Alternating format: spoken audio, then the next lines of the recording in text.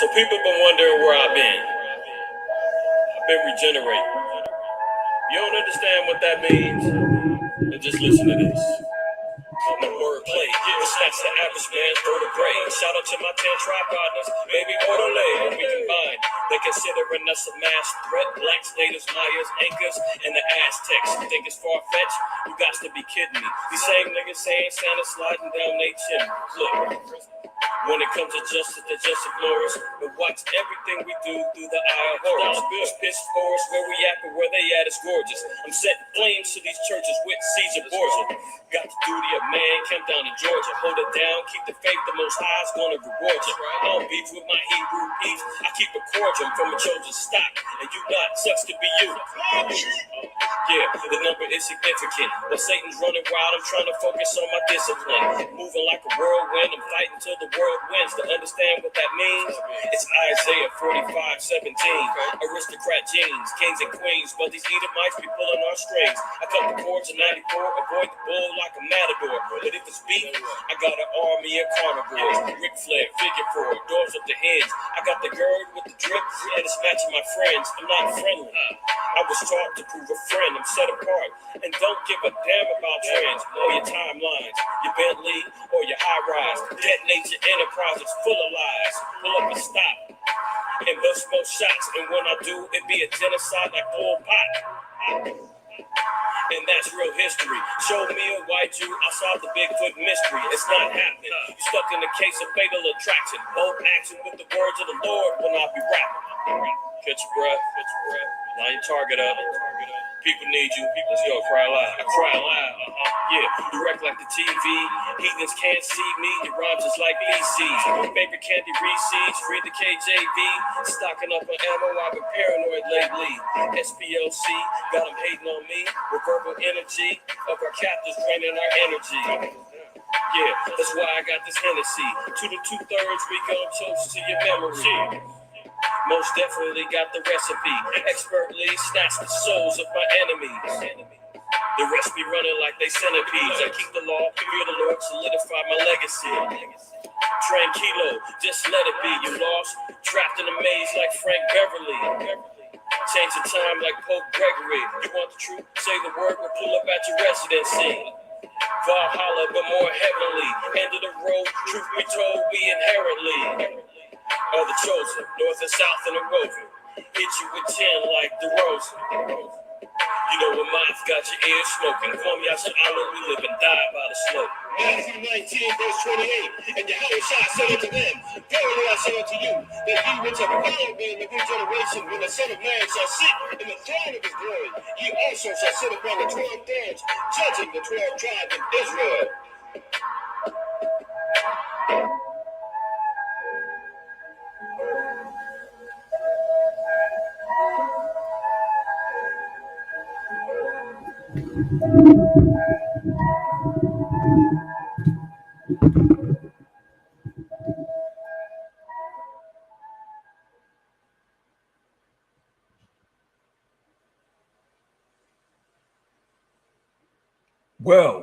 Well, here we go again. Shalom, family. Shabbat shalom to everybody in the house. Shabbat shalom to those that's tuning in later today. And shalom, and peace to those that's going to be watching this after the Sabbath. You've reached DSTM. Don't shoot the messenger. Don't do that.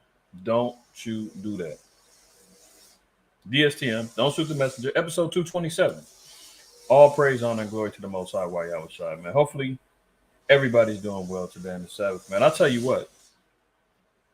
You know, that old saying, TGIF, thank God it's Friday. I mean, that couldn't have been more real yesterday.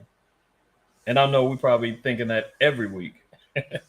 Give thanks to the Most High for the Sabbath, man. You know, these days are getting more trying by the minute. And the walls of hell, man, keep closing in. The flames are getting a little bit more hotter, man. More things are becoming more visible. And sometimes we just need a break. We just looking for that seventh day, man. I see why the Most High really instituted that. Who's feeling me on that? Who is feeling me on that, man? Shout out to the family in the house, man. Let me salute my brethren on here. Bayan Shakal in the house. Shalom to you and the family, my brother. Brother Jackson, shalom to you. Namawa Shaq and the family, man. Love y'all. Shalom to y'all, man. Ashar in the house, my good brother, man. What's going on with you, bro? Kohath in the house. Shalom to my brother. Shalak, what's good, my man? Rosemarie in the house. Shalom to my sister. The house of Elkanah, my family. What's up with y'all, man? Hopefully everybody's well down there in Jacksonville. The house of Byron. Shalom to the family over there, man, in the Carolinas. Aladad in the house. My fellow elder. What's going on, my brother? Naphtali in the house. Diz the Wiz. Shalom, sis. Shalom, shalom, shalom. And shalom to anybody else that's going to be joining in later on, man. Hopefully everybody's doing well.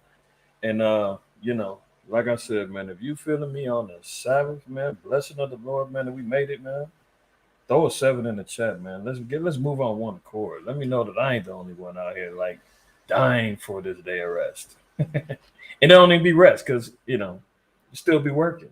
But I'd rather work for the Lord than slaving for the damn heathen. I'll tell you that.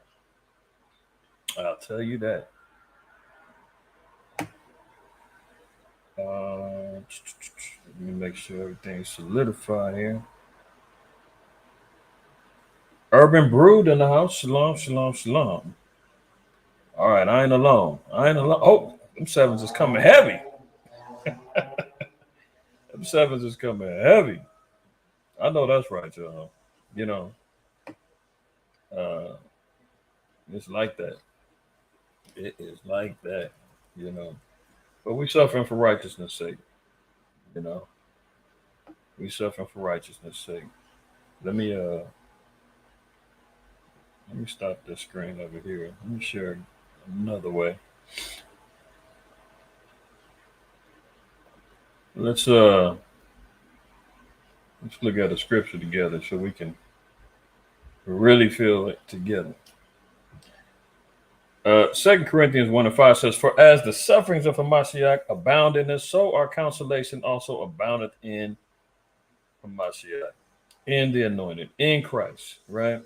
So, as we're continuing on in our sufferings and it abounds within us, our consolation, our reward is going to be abounding in us, man. So as we feeling it right now, as them 7 just flying through the chat, know that our rewards is going to be coming that much greater. That much greater, man. That much greater. So we got to ride it out for now. But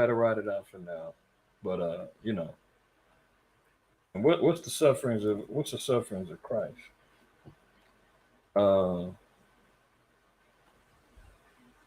Let's look at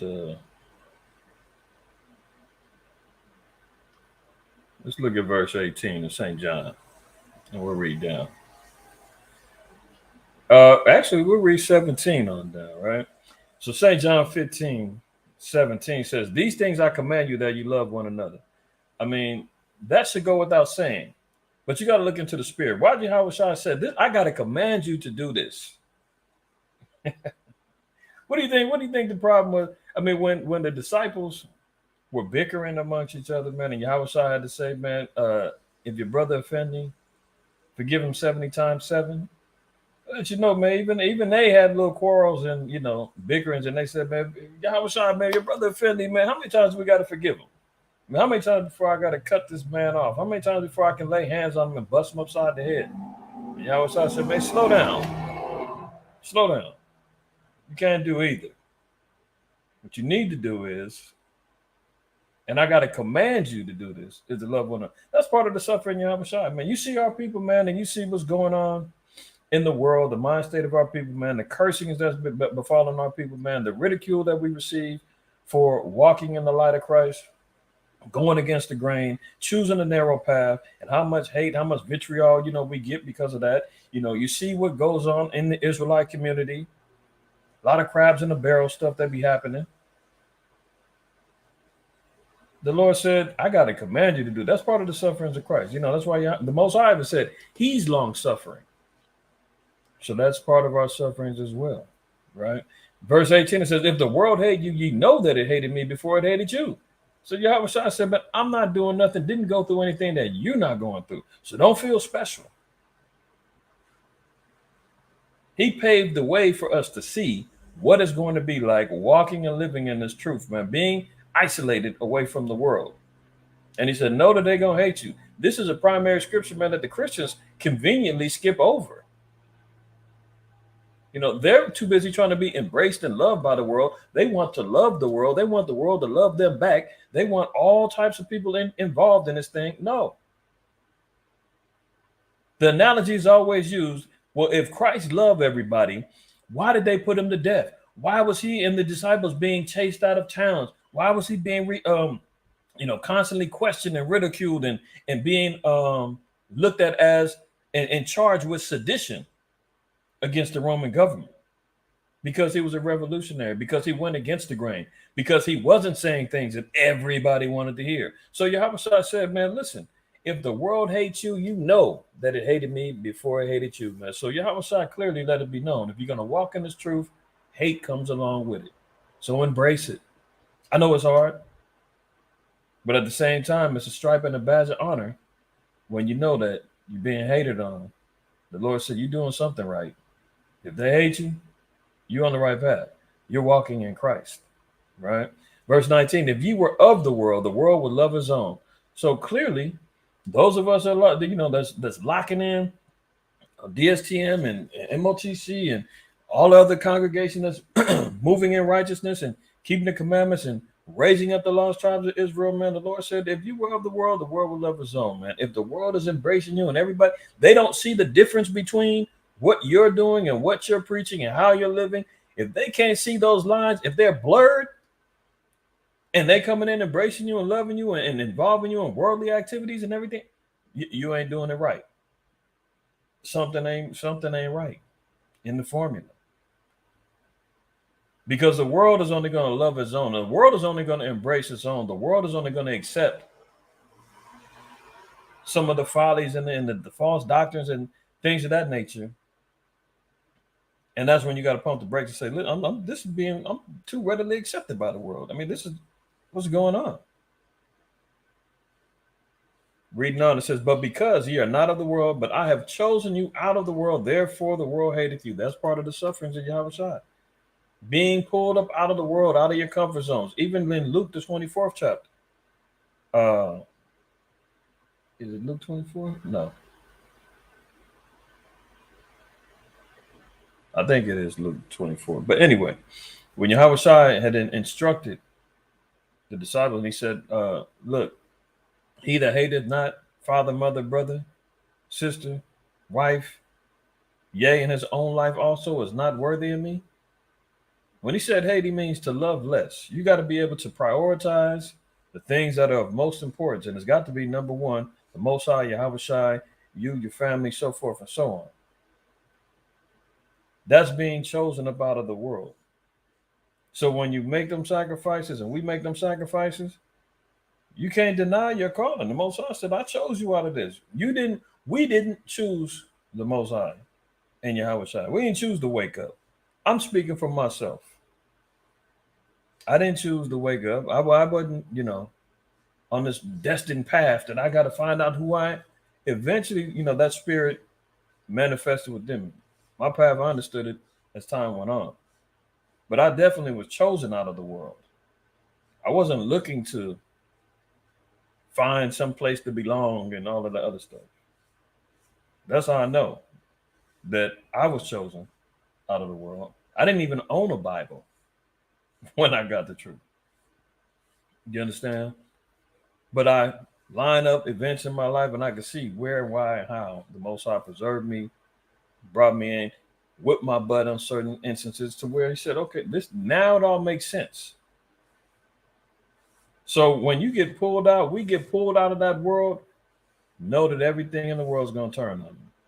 Those are the persecutions that we receive, be it from your family, your job, your lack of a job, finances, everything is going to work against you. We got to work 10 times the harder to maintain in this madness. And a lot of that is just tolerance. Visually, we see all kind of foolishness going on. We got to suffer dealing with with our people, our families, and so forth and so on. Because they're so locked in and they're so keyed in on the immediate pleasures and the immediate satisfaction, the immediate rewards. I just seen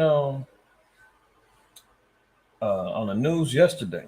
Some little Jake, man, he's a YouTube influencer, and that gave me a whole nother understanding of how much power the internet has. This is just off track. My mind just went there. It's a little Jake. That's I guess he does.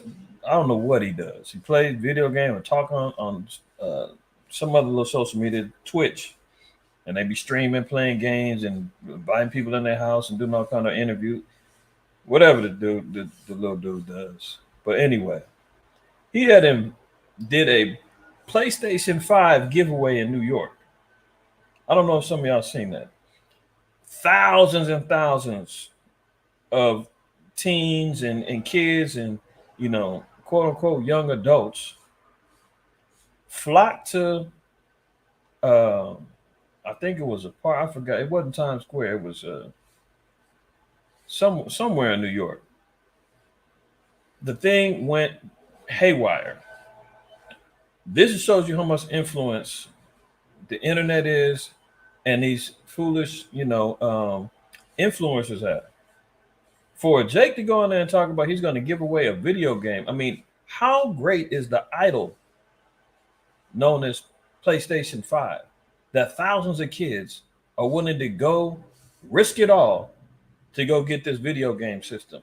I mean, they were talking about they was rioting, beating up the police, beating up each other, throwing fire extinguishers, busting each other upside the head. People was getting arrested. They was driving away in buses. I mean, for hours, it took the police hours to control that thing. If y'all seen that. Aren't you glad the Most High pulled you and chose you and got us out of that world? Many of us are, much older to even be concerned with those type of things. But some of us got kids them ages. Your kids could be the ones, involved in the folly, following around, looking at these dumb influencers out here, leading people with it. That's why Yahweh said, man, wide is the gate that lead to destruction. Narrow is the way to lead to life. That was a wide gate of destruction. Sentai, the guy's name is Kai Sentai. It just popped in my head. Thousands of kids, man, flooding the streets of New York, man. And when they didn't get to see or get what they wanted, they just went wild. Because we don't get involved in those things, man, the world hates us. Oh, you just an old hater, old nigga. You don't know. See, that's what they would call me for talking about that. You don't understand. Are you damn right? I don't. Last verse. Remember the word that I said unto you. The servant is not greater than his Lord. If they have persecuted me, they will also persecute you. If they have kept my saying, they will keep yours also. So there you have it. We stand here in the sufferings of Mashiach Yahweh, man. But always remember, man, our consolation is going to be much greater than what we're going through now. So, we catch a little hell during the week. We're trying to figure this thing out, maintaining, keeping our heads above water, holding on with both hands. Hopefully everybody's doing that and we're making it happen. But we got to suffer a little bit. All right. Let's get on to the scheduled programming of these current events. Okay. Let me open this up. Let me check some. Hold on 1 second, y'all.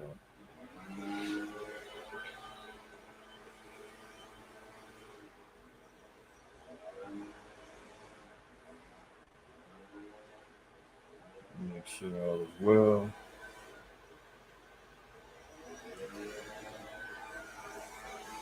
All right, so y'all see here. And if you have not already, you know what I'm going to say. Wipe your dirty feet. Wipe your dirty feet on that mat, man. Some of y'all ain't did me that solid, man. Some of y'all disrespected the house, man. Came in tracking in mud and all kind of dirt and blood and who knows whatever else on your feet. Hit that like button, man. Do your brother that's solid. All right. If you have not done that, man, about face. Take that walk of shame out. Come back. You ain't got to knock on the door. You can leave the door open because I'm watching. Let me see if you wipe your feet. If you wipe your feet, then you come back on in. All right. So, as you can see here, the war continues. The war continues, but it's getting more intense. It's ramping up a little bit more. We're starting to see a lot more evidences of World War III coming into play. Now we're hearing about Poland, Lithuania, and other NATO nations. Now, let me get this right. Let me get this right. Now we're seeing Poland, Lithuania, and Latvia. They're sending troops to their borders. Amid growing fears, Wagner mercenaries and Belarus will target NATO nations with hybrid attacks. Now, we know that Wagner are the mercenaries that's working for Russia. So any attack that happens from Wagner is going to be considered an attack from Russia. If that is the case, then that Article 5 treaty that is established through NATO will be violated. And NATO nations now have every right to arm themselves and prepare for World War III. Well beyond what we've already known as just, whether it be a Cold War that's happening right now, a war of words, a lot of threats, and, shifting of nuclear arms and things of that nature. What else is going on right now is the proxy war, allowing multiple other nations, man, fund the war, sending their troops, sending their training, sending weapons. It's getting ready to get really lit. I mean, Putin has already moved nukes down to Belarus, which is his neighboring ally. So now the NATO nations now are getting much more nervous as to whether or not things is going to go left. I mean, from all intents and purposes, many of the yearly, and who knows, the Lord only knows. But from what I've been researching and reading, 2025, 2027, these are the years of war that things is going to get really lit. That's why I always say, we don't have a lot of time, man. Time is already moving, man. We're already in the 8th month of 2023. I mean, how fast is time moving? We're almost at 2024. Almost there. The way time is moving, it's going to be here in no time.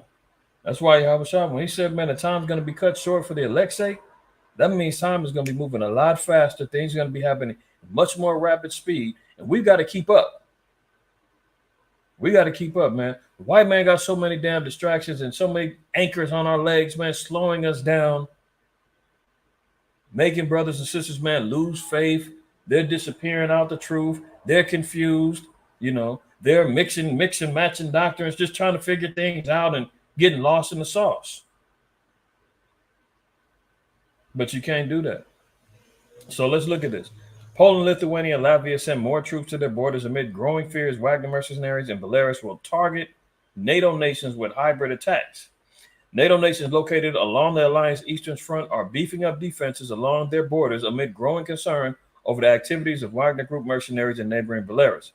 Poland, Lithuania, and Latvia, members of NATO and the European Union, which border Belarus, had already been on alert since large numbers of migrants and refugees began arriving at their borders from Belarus 2 years ago. They've also accused Belarus leader Alexander Lukashenko, an ally of Russia, of opening the migration route in an act of hybrid warfare aimed at creating instability in the West.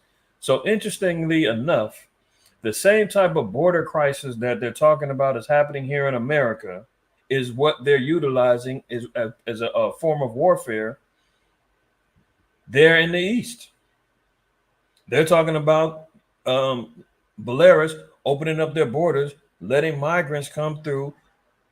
Poland, Lithuania, and Latvia saying, we don't know if they're friend or foe. We don't know. We're getting overflooded with things. These could be mercenaries. They could be coming in, jacking things up. We got to shut down the border. Well, what's happening over here in America? Oh, here comes, and most of the time they keep talking about the 10 tribes. That's what they glorify. That's what they look as the victims of the migrant crisis. But Ishmael is coming through. Moab is coming through. Africans is coming through.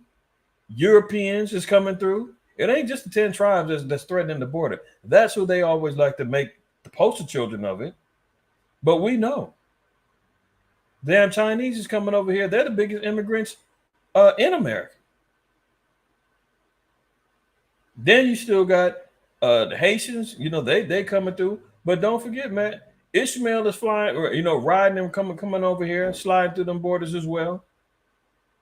And that's why the damn Republicans are running around saying they're flooding the borders, man. They're going to break our democracy or whatever, because they don't know who's who. They're coming over with diseases and everything. They constantly trying to blame us for every damn thing. They're the ones creating the diseases. They're the ones who out there, infecting and impoverishing nations.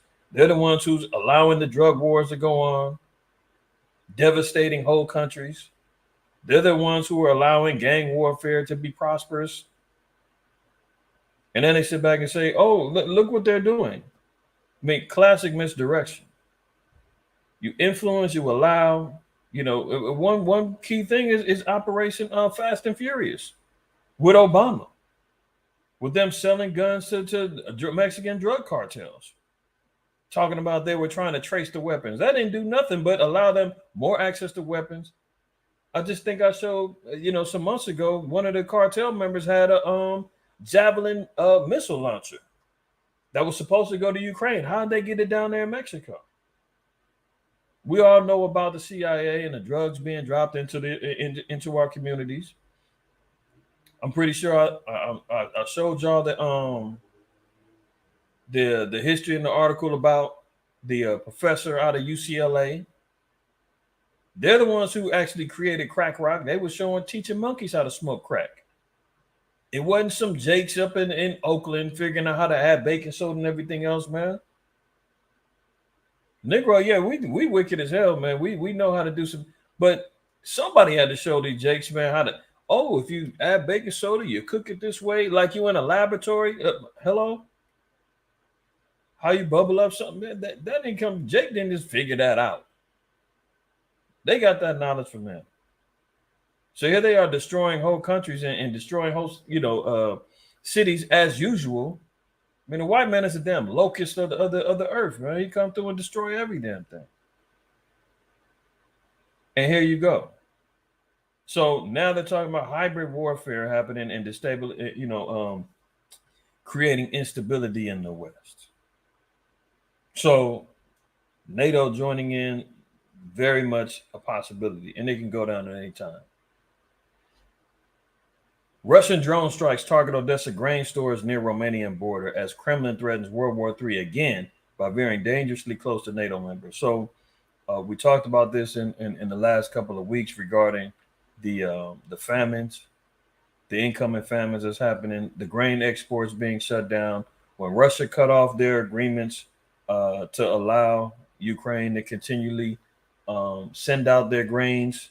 Many of the countries, man, in Africa and the Middle East are highly dependent upon the grains that come from Ukraine. And we've covered, the past couple of weeks, how this grain shortage now is going to only institute more famine and more death, higher prices on food, as we move forward, man. Just because, we get over a little hump, over the last, 3 years or so, with the inflation and everything else, man, we're just seeing prices go up, and then it simmers off a little bit. Oh, now the grains is coming back out. Or egg prices aren't $10 and $11 no more. They're back down to $6. I mean, that's still expensive as hell. That's how we get, mentally conditioned, especially here in California. For example, with the gas prices, our gas was up to $6, $7 at one point. Now it's down to, $4.59, $4.70, $5. And we're like, man, finally gas went down. It's still $5. What are you talking about? The damn gas went down. If you look at it right now, gas is going back up again. It's never been a reasonably priced. I'm talking about California. Some of y'all in the Midwest, East Coast, down south, that's, got the luxury of seeing $3 plus for gas. I mean, we ain't seen that in years. Thank the Most High that you're able to, gas up and go. What's something, man? I remember it was a time, man, gas was up. And I had a smaller car at the time, man. The brother got in my car. We was going out to do the work. He was like, damn, you got a full tank of gas. That was like seeing a damn unicorn, man. This is what's going on as we're seeing time move towards the end times, man. So Russian drone strikes are targeting the grain. But let's look at this because, we're looking to pile on a case to see, well, why does a white man got to suffer judgment? This guy is continually a breaker of the laws of the Most High, man. Refuses to do righteousness. So let's look at the law. Let's look at the law in Deuteronomy 20. And let's read 19 and 20. So it says, when thou shalt besiege a city a long time, in making war against it to take it. So these are the war. This is the Most High's rules of warfare, rules of engagement, things of that nature, man. The Most High even considers agriculture when it comes down to war. So it says, when thou shalt besiege a city a long time. So if you've taken over a city, or if you're going to make war against a city, thou shalt not destroy the trees thereof by forcing an axe against them, for thou mayest eat of them. So it was against the law for us to go into a situation of war and to destroy trees that we could actually use to eat, that we could actually use for commerce, that we could actually use to benefit our bodies. The Most High said if it was a tree that was good for consumption, nutrition, you could not destroy it. For thou mayest eat of them, and thou shalt not cut them down. For the tree of the field is man's life to employ them in the siege. Only the trees which thou knowest that they be not trees for meat, thou shalt destroy and cut them down. And thou shalt build bulwarks against the city that maketh war with thee until it be subdued. So the Lord said, the trees that you're not going to eat, the trees that aren't for consumption, cut them down. You can make bulwarks, you can make walls, you can make fortresses and whatnot. But if it was to be utilized for food, you can't cut them down and destroy them. What does he do? He goes and destroys borders. He's going to destroy fields. He's cutting off man's life. What did he do down in the Amazon? What did he do to the buffalo here? And I know the buffalo is not a tree, but at the same time, it's a force of subsistence. That's a tactic the white man uses. He goes and uses and destroys and cuts off resources of life so that the enemy can starve out and die. But the Lord said, man, if you're going to go take over place, don't destroy something that's going to help you. But the white man is such a destroyer, man, he does not care. He's going out destroying whole fields that he's supposed to be utilizing to prosper. This is why the nations got to be taught again. And they can only come from the Israelite. And Esau's got to be destroyed because he's going to say, I don't see the logic in that. I want to destroy every damn thing. And that's why the Most High said, man, that's why you got to be put to death. That's why you got to be extinguished from the earth, man, because that spirit can't exist. Life will not be sustained so long as he's in rule. Proverbs 26:17-18 says, he that passeth by and meddleth with strife belongeth not to him, is like one that taketh the dog by the ears. So that's another lesson, man. Mind your business, Israel. And don't be taking up strife and fights that don't have nothing to do with you. A lot of times, man, our people, we get so caught up in the tea and listening to this gossip, this rumor. I heard this camp, this, that, and that. Weird. That's why I don't mess with them brothers, man. Because Most High said, man, the strife don't belong to you, man. Don't be passing by, listening in and saying, oh, yeah, I heard this and that, this, that, that. And you involving yourself. You ain't got nothing to do with the situation. And Israel does that in the world. Still do it in the truth. The Most High said, man, if the strife don't belong to you, man, you're like one that taking the dog by the ears, man. You grabbing the ear, you trying to pull the dog over, man, torturing Jake, torturing, taking the dog by the ears, turning people into, vicious dogs, pulling them by the ear. Get him, dog, get him. And now you involving yourself in stuff. Verse 18, though, look at this. It says, as a madman who casteth firebrands, arrows, and death, so is a man that deceiveth his neighbor and saith, am not I in sport? Meaning, isn't this all fair and love and work? Isn't this fun? Isn't this great? But the Lord said that these are the actions of a madman who casteth firebrands and arrows and death. So who's doing all of this? Who's committing all the destruction, the death, the burnings, the fire from the skies with the arrows and the missiles and the bombs? Who's the ones committing acts of death with biological warfare? A madman. AKA Mr. Charlie, the white man, boss. You know who. This is who we look. This is who we playing with. This is who we got to deal with. The Lord said, you categorize that person as a madman, a person who's lost their, who's crazy, casting firebrands, arrows, and death. So here he is destroying and cutting off resources for the rest of the world because of his beef with internal civil war beef. Meaning the Ukrainians and Russians are they're the same people. But now he's involving other nations. Now they're going to have to deal with it. America's got agricultural lands that they're, and that's a whole nother thing. America's got plenty of agricultural lands, provides agricultural resources to many and in home. But they're monopolizing that right now too. They're creating way more restrictive laws for farmers, man. They're making it hard for the organic farm. They're making it hard for, the black farmers, man, been suffering for decades now.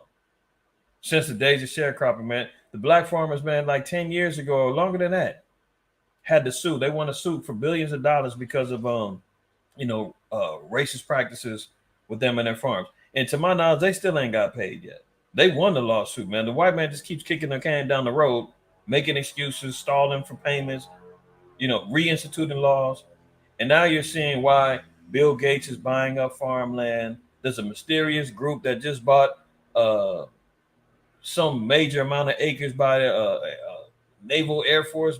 It was either Navy or the Air Force base here in California. I mean, he's coming back over here, buying up land, kicking out the industrial guys, man, that's out here working their farms. So he's casting out firebrands, arrows, and death, taking over lands, destroying resources. And then he's saying, deceiving his neighbor, because we want to liberate the people in Ukraine. We want to go ahead on and help and stop the world from crazy Putin. This is his war. He's the reason for the gas prices. He's the reason that your bread costs, $5 a loaf. That's all deceit. And say that I'm not in sport. Man, I'm doing the right thing. I'm doing the good thing. I'm helping everybody. I'm the world's savior. Leave the slow Biden American politics and all of that.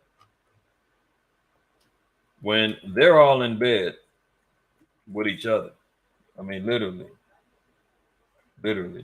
When you look at the people, I advertise this and I'm gonna do it again, and I'm not getting paid for it.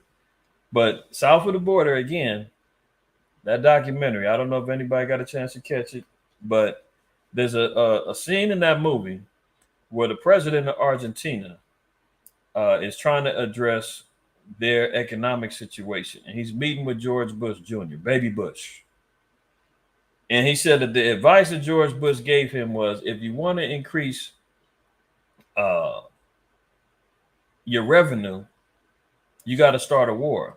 You got to go to war. Wars create money. You notice how slow Biden been getting all of these damn budgets opened up. So long as we're in war, they got a reason to print up money. Let me see. Now I'm going off. I'm not going off the truth, but my mind has just went somewhere. Lloyd Austin, right? This guy is the general, retired general.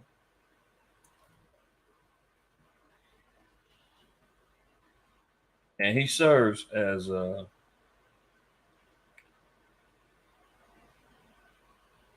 retired Army general. Lloyd Austin. Let's see him first. His brother right here, Defense Secretary Lloyd Austin. Man. He's calling the shots. He's helping to promote the war. He's out there doing his thing, man. Look at him. He got all the idols shielded up on him. Pledged his allegiance to the beast. Following along the rules, man. Shaved his beard off, everything else. See this? Raytheon awarded $2 billion missile contract, right? So when you're talking about how does war make money, the budgets start getting opened up. Raytheon is a defense contract. They create weapons and all this other stuff. Lloyd Austin, he's on the board of directors. After 41 years of service, Austin joined the board of directors of weapons manufacturer Raytheon Technologies, one of the largest defense contractors. So once the war kicks in and you say, oh, well, guess what? While we're in war, how can I get some money off of the day? You know, Austin, man, he's, you know, Coon done figured out how to get some of that white collar crime money. As long as the wars is going on, they're going to get money. I just showed you a little headline that said that Raytheon got a $2 billion contract. Do you think that Lloyd Austin is getting some of that $2 billion? Or is it just all going towards building weapons that they've already made? See, this is how they get money. Look at this. Defense Secretary Lloyd Austin, former member of Raytheon Board of Directors, has awarded over $30 billion in contracts to Raytheon since his confirmation in 2021. It's all about the money. You know what they say, man, the love of money is the root of all evil. If you want to know the wicked, follow the money. This is how they do. And that's just him. You know, he's the front man. All the other Edomites, man, Black Rock, Larry Fink, and all them other cats, they're the ones really calling the shots. They're getting all the damn money off of this thing. But that's where they, you know, be deceitful. Like we were just reading in Proverbs. Going back over here to 17 and 18. So is the man that deceiveth his neighbor and saith, am not I in sport? So he's working on high levels of deceit, man. The war is some big old cloak acting like, you know, this is to liberate, you know, Ukraine. And they ain't got nothing to do with it, man. They trying to create a proxy war to try to destabilize and jack up Russia, get Russia to use a lot of its weapons and everything else so that when the real war cracks off, they're handicapped by a lack of weapons and armory, and it'll be easier for America and NATO to take over Russia. But that ain't how the script plays out. So, and because of the fact that they need to get this money, they're utilizing the war, man, to continue on increasing and getting budgets and getting all this money flowing through. You notice how have we been able? How has America been able to send over $100 billion to Ukraine so far? Where are they getting this money from? Meanwhile, drunk Joe is sitting out sleeping on the concrete slab, man, with an empty can, shaking and saying, hey, can you help me out? Tent cities all over the damn place. People running up their credit cards, man, trying to survive over here. Smashing and grabbing going on in 7-Elevens to jewelry stores. People fighting in line over damn Popeye sandwiches. And meanwhile, they're printing up money like nothing. See, let's look at this in Psalms. And see how the Most High feels about the wicked. So it says, the Most High judges the righteous, and the Most High is angry with the wicked every day. So, you know, don't think that the white man, he's getting away with everything he's doing. The Most High said, man, he's like the ultimate feds. You know, they say the federal government, man, when it comes down to criminal cases, they got a 98% conviction rate. They will allow all kind of crimes to go down. And the only reason why they're doing it is because they're making a case, documenting, recordings, video, snitches, everything, informants. Because once they take it to trial, they already know we've got more than enough evidence, man, that you cannot get away. You can't get away. You can't get away. This is how you know. Hold on. This is how you know it's a case. Just looking at it in the spirit, right? Look at Genesis 4:12. And the spirit of Cain manifests in Esau later on in Genesis 25. From the mark all the way down to the nature of his spirit and wanting to kill his brother, being wicked in him and how he observes and offering sacrifices and serving the Lord. It all comes down to him. That's a whole nother lesson. But look what the Most High labeled Cain.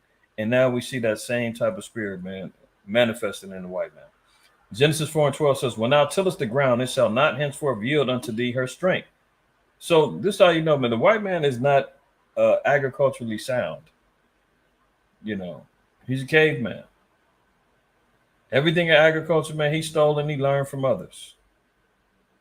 When thou tillest the ground, it shall not henceforth yield unto thee her strength. A fugitive and a vagabond shalt thou be in the earth. A fugitive is one who escapes the law, awaiting judgment. That's the mark that the Most High set on him as well, because remember, Yahushua even said, vengeance is mine. That's why there's not going to be some great insurrection amongst blacks, Hispanics, and Native Americans. We're going to all come together and arm up and without Christ, and we're going to go shoot it out with the white. That ain't happening. Vengeance is of Yahushua. He said, man, everybody going to see me, even they which pierce me. He's got to get his vesture dipped in blood. He's got to be the one to lay the bomb first, like, Tupac made that song. Yeah, let Yahushua get his first cracks off. And then the elect are going to be the weapons of war of the Most High. We're going to be the ones the Most High permit that fight with the anger of the Lord to wreak havoc on the heathen and the so-called white man when time comes. But he's been labeled as a fugitive and a vagabond in the earth, man. This is why he's constantly running around colonizing, hasn't had a land of his own since Mount Seir. He constantly running around taking every damn thing. But it said a fugitive and a vagabond he's going to be. So as the Most High is sitting back, being wicked being angry, going back to Psalms 7, the Most High judgeth the righteous. The Most High is angry with the wicked every day. So the Most High is just taking notes. He's collecting and building a case against him, because there's going to be no way that Obadiah is not justified in the prophecy that the Most High gave him. There's going to be no way that John the Revelator, when he wrote and was inspired through the Spirit of the Lord to write, he that leadeth into captivity is going into captivity. He that killeth with the sword must be killed with the sword. There's going to be no way when Moses was inspired through the Spirit of the Lord to write the law that says, he that spilleth man's blood, by man's blood shall he die. I'm kind of paraphrasing that. See, all of these particular judgments, when Isaiah said that we're going to take them captives who captives we were, and we're going to rule over our oppressors, there's going to be no question in the judgment, because the Most High is mad with the wicked every day, building the case up. The fugitive is going to be caught. He's going to be subdued. He's going to face judgment and trial by fire. But we know this is how the Most High feels about it. And wicked Israel. I'm not just going to say it, just the white man. The heathen, wicked Israel, 2/3 got to go. The Most High is building cases on everybody. Verse 12. If he turn not, he will whet his sword. He hath bent his bow and made it ready. So there's no turning back. It says, the Most High has whet his sword, he's bent his bow and made it ready. He hath also prepared for him the instruments of death. He ordaineth his arrows against the persecutors. So just seeing the type of things that the Most High considers instruments of death, he said the arrows is one of them. So when we're hearing about and seeing about missile attacks, drone attacks, there's that documentary I made mention of on Netflix. I can't recall the name of it, man. If one of y'all remember the name of it, put it in the chat. But it's talking about AI and how AI is being used in warfare now. And one of the things they're utilizing is drone attacks, remotely being controlled drone attacks, right? And we've seen a couple of instances already, especially in Russia. There was a building that the Ukrainians crashed a drone in. I think they said nobody died. I think maybe a couple of people got injured. But that goes to show you too, man. Are they, where are they at with the weaponry? When they're resorting now to just, crashing drones into stuff. Where's the war at? I mean, is Ukraine really winning the war? I mean, are they really fighting and holding it down, or are they running low? I mean, we've seen Joe Biden say we're running out of ammo. We're running out of resources. So now they're like, well, just crash the drones into stuff if we need to. So they've done that twice. And now Russia's doing drone strikes. They're utilizing missiles with the drones, destroying the grains. Okay, let's continue. So, that was a question that popped in my head. I said, man, they out here crashing drones into buildings. What happened to the Javelin missiles, and what happened to the tanks and all the armament? They must be getting destroyed, or they ran out of ammo. They ain't got stuff, because they down to their last. They just got the those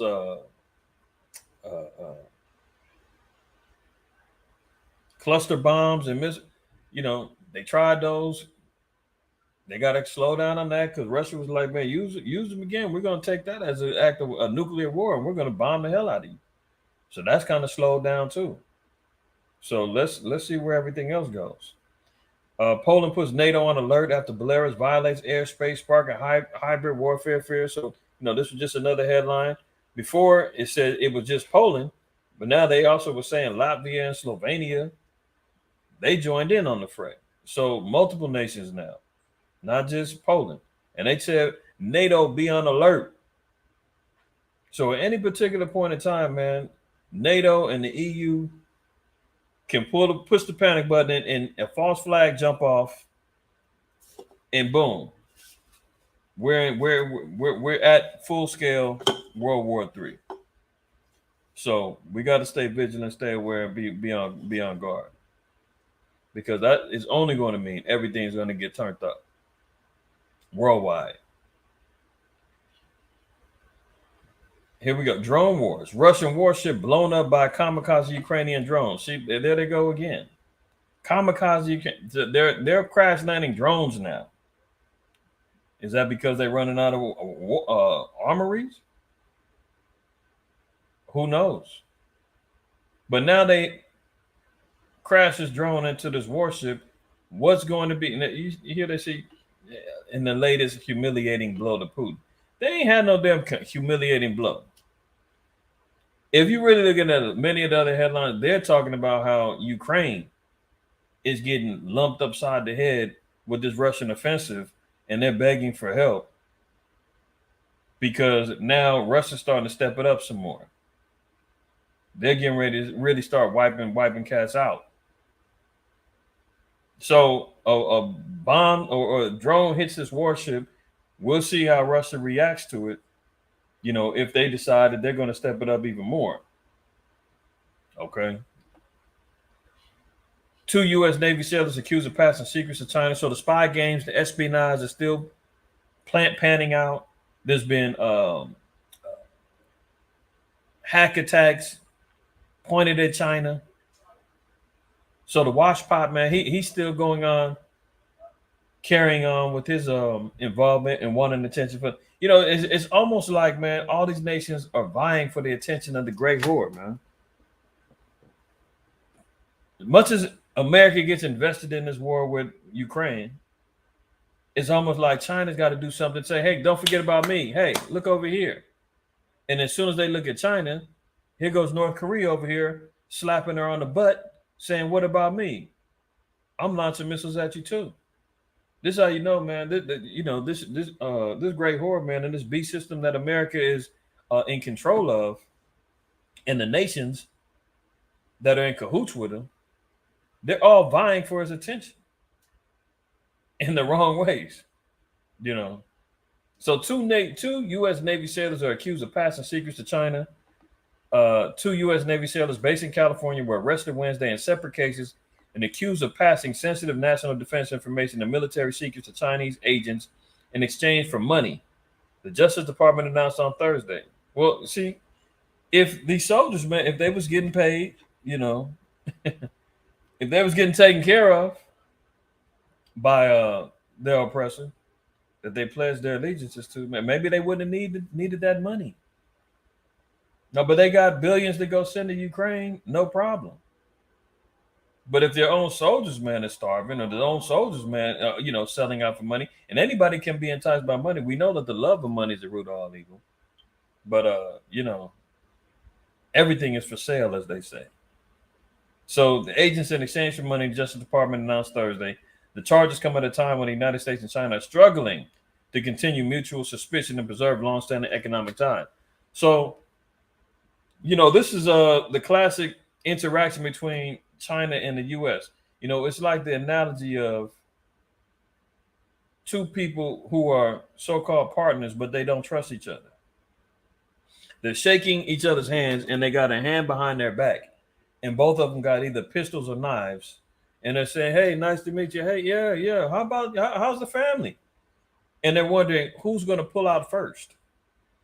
Who's going to pull the pistol out from the waistband behind them first? This is the relationship that the U.S. and China has right now. So they don't know if, they've been talking about, and we've seen it from the balloons to the Chinese police stations being set up in New York, to the Chinese agents dressed up as tourists over there in Alaska trying to get access to military bases. They're paying off Navy sailors to get information. They're buying up land over here. The threat is real coming from Moab. But Moab is not going to do or make any moves without White Zaddy, Russia, and their counterparts. But he's leading the charge, opening up the pathways so that the big dogs can really come through and they can team up. We seen last week that the U.S. is nervous because of the joint military drills that China and Russia is doing. So China's going over here in Cuba. They're going over there in Venezuela. They're linking up with all the other nations, man. They got problems with America. Now they're getting secrets getting passed through. Cyber attacks have been happening over the past month.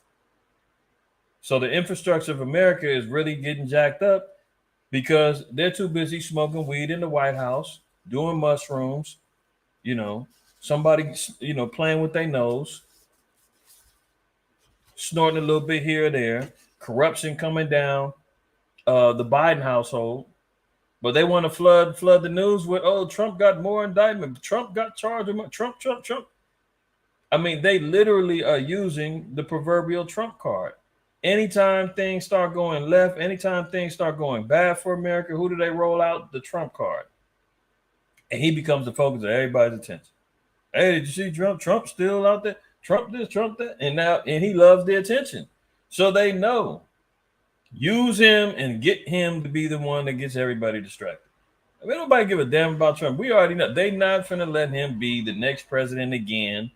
They're just utilizing him as a pawn. They're not going to arrest him. They would love to, but he's going to serve his purpose of distracting everybody and getting everybody caught up. I would love to see if they did get him, but who knows? But that's always a distraction. So the two sailors sent a blueprint for a radar system, technical manuals for vessels, operational plans for military exercises in the Indo-Pacific, and details of defensive weapons to Chinese intelligence officers. The Justice Department said attorneys for the two sailors could not be immediately reached for comment on Thursday. So spy gangs is going down, espionage, high-level secrets being passed along. We'll see where and if this leads to anything. Biden now wants to arm Taiwan using Ukraine budget. And they say that the Republicans are the warmongers. Slow Biden is he's trying to fastly accelerate the war. So he's saying, look, we're gonna take some of this funding from Ukraine because it's not looking good. That might be failing. So let's shift our focus over to Taiwan and let's get ready for war over there. Either way, warfare is coming down the pipelines. In a bombshell new report, Financial Times has revealed that President Biden plans to formally ask Congress to use funds to arm Taiwan, utilizing the supplemental budget for Ukraine. So is Slow Biden giving up on Ukraine? Is that a failed venture? Well, now he's saying, well, let's take this money, man, give it to Moab over here in Taiwan, man. Maybe we can get that going. Even though America is on record saying that they are for the one China policy, meaning that Taiwan is supposed to be part of the Chinese communist nation. They're not supposed to be sovereign and isolating themselves.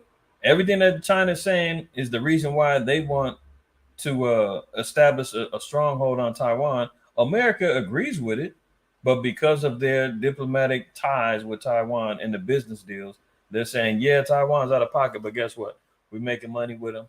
I mean, you remember the things when you look at labels and it says made in Taiwan, made in China, those imports, they still getting that money. They still have military bases set up on over there. So they can't allow that relationship to sour. So now slow Biden is saying, man, well, let's take some money, man, and let's arm up Taiwan. Didn't they just say they run out of ammo in Ukraine? Where are they getting these other armaments, man, to go over here to Taiwan? Maybe it's these billion-dollar deals that Lloyd Austin and the rest of these cats, man, are passing and getting paid from. Think about it. The report states that the White House Office of Management and Budget will include funding for Taiwan in the supplement request as part of an effort to accelerate the provision of weapons, according to two people familiar with the plan. If approved by Congress, this would be a major milestone in Washington's bolstering Taiwan's defense, given the self-ruled island would, for the first time ever, receive American arms through what's called, quote, the foreign military financing. So, the white man and his propensity for war, constantly funding all of these wars, and then sits back and says, my hands are clean. I didn't do anything. No, they want war. And so does the Most High. Okay? So he's being manipulated in the spirit, and he don't even know it. This is why wars and rumors of wars and these prophecies of the end times are coming to pass fast and furious. Let's look at this. And just listen to this, man, and you see the manipulation of the so-called white man. Tonight, a strong warning from U.S. Secretary of State Antony Blinken to the Nigerian military leaders behind a coup to oust the country's democratically elected president. Our economic and security partnership with Niger, which is significant. Now, mind you, this is all about colonization. This is all about the white man controlling the impoverished nations in West Africa, in particular Niger, that they're talking about here. There's been multiple coups going on in Africa, man. The bottom line is that the Jakes over there, for those that are Israel in Niger, as they saying, they're tired of the French over there colonizing, controlling everything, man. Bottom line, they want to switch masters. And America's got their influence over there. France has got their influence over there. And,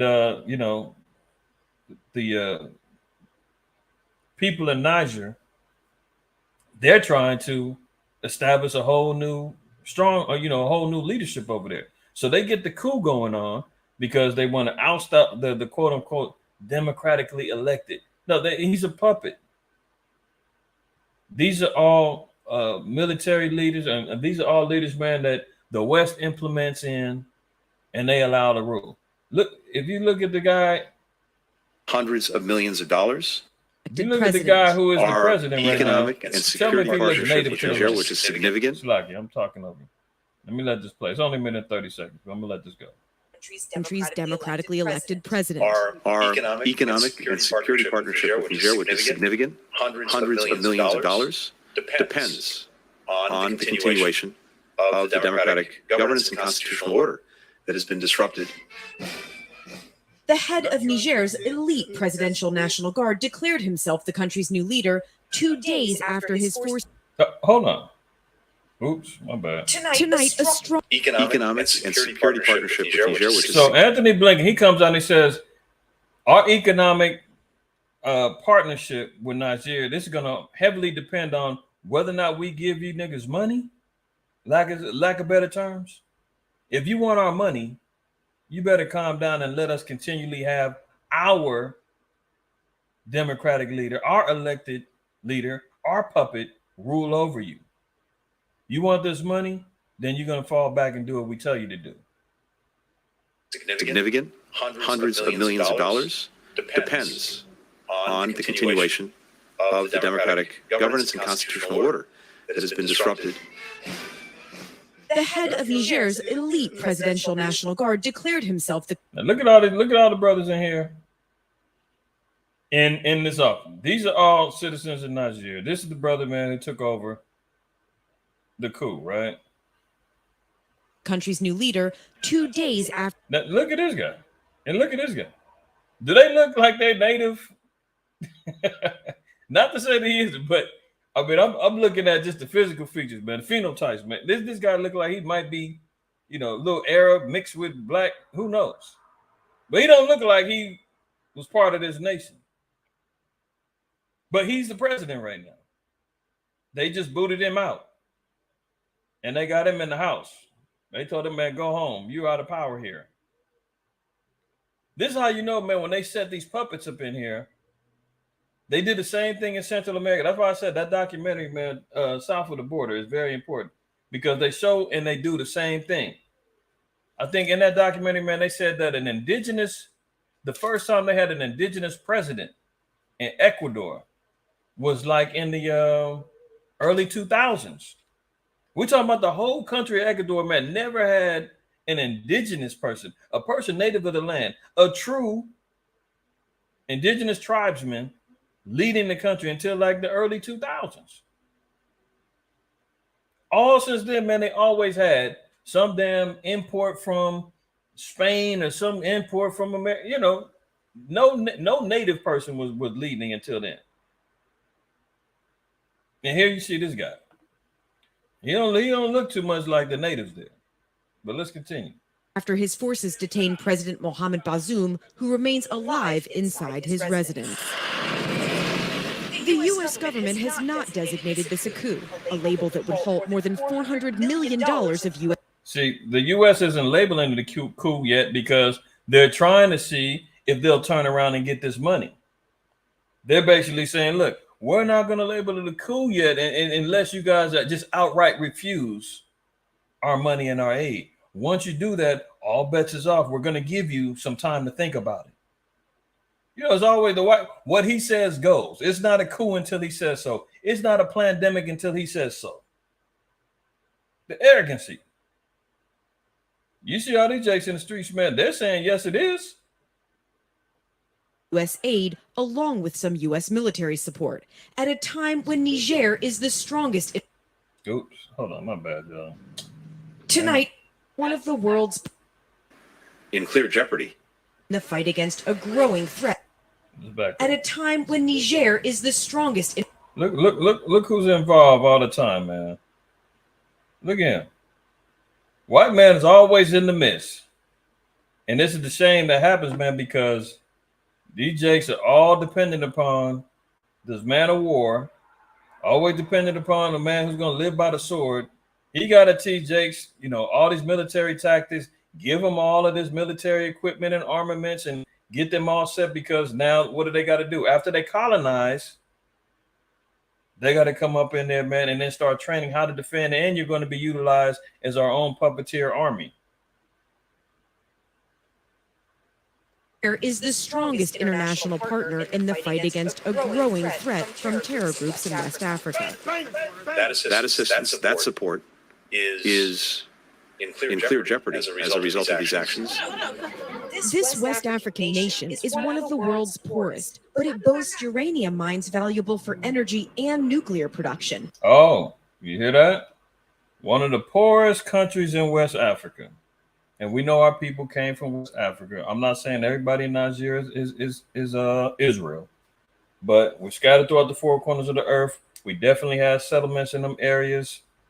Israel is in there, living under these curses, but still has one of the most precious resources that the nations need, uranium, which helps power all the nuclear power. In particular, France is dependent upon, and other nations, but France in particular needs these resources. This is why we talk about them colonizing lands and desirous of resources that comes from Africa and these particular nations, because they're taking out this uranium. Now they cut them off, and they got this new president in effect, or this interim president. The people are still poor as hell, but got access to these resources. And the so-called white man, Anthony Blinken, is talking about, we're going to cut off $400 million in aid to you if you don't acquiesce to our demands, if you don't go back to normal. Who wants the normal that you gave them? Still being one of the poorest countries in West Africa. And he sit back saying, well, we're going to cut off what we have given you.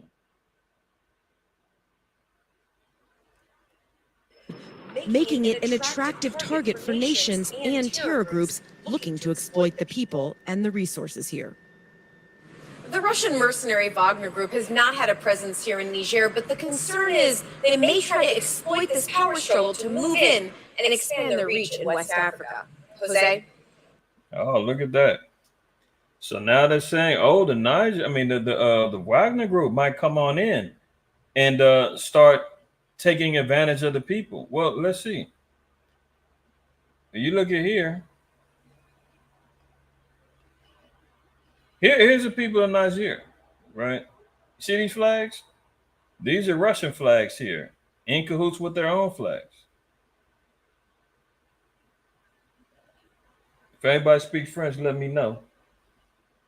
But I believe this says, down with France, long live Putin. See, the sad shame is that our people are sitting back looking for a new white master. That lets you know they're in the curses. Hold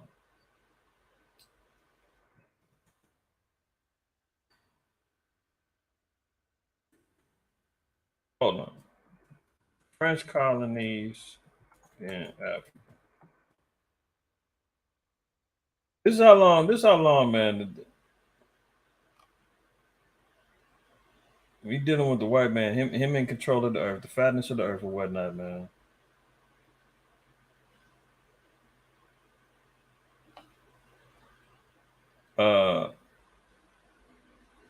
Let me see if there's a better one. I just want to see a nice little list.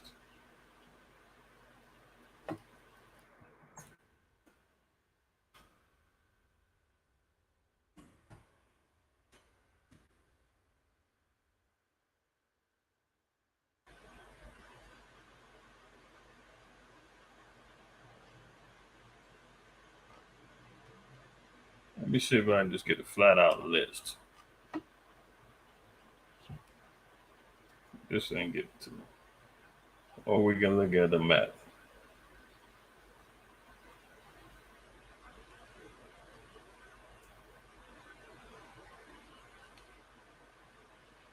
Let's look at this one first.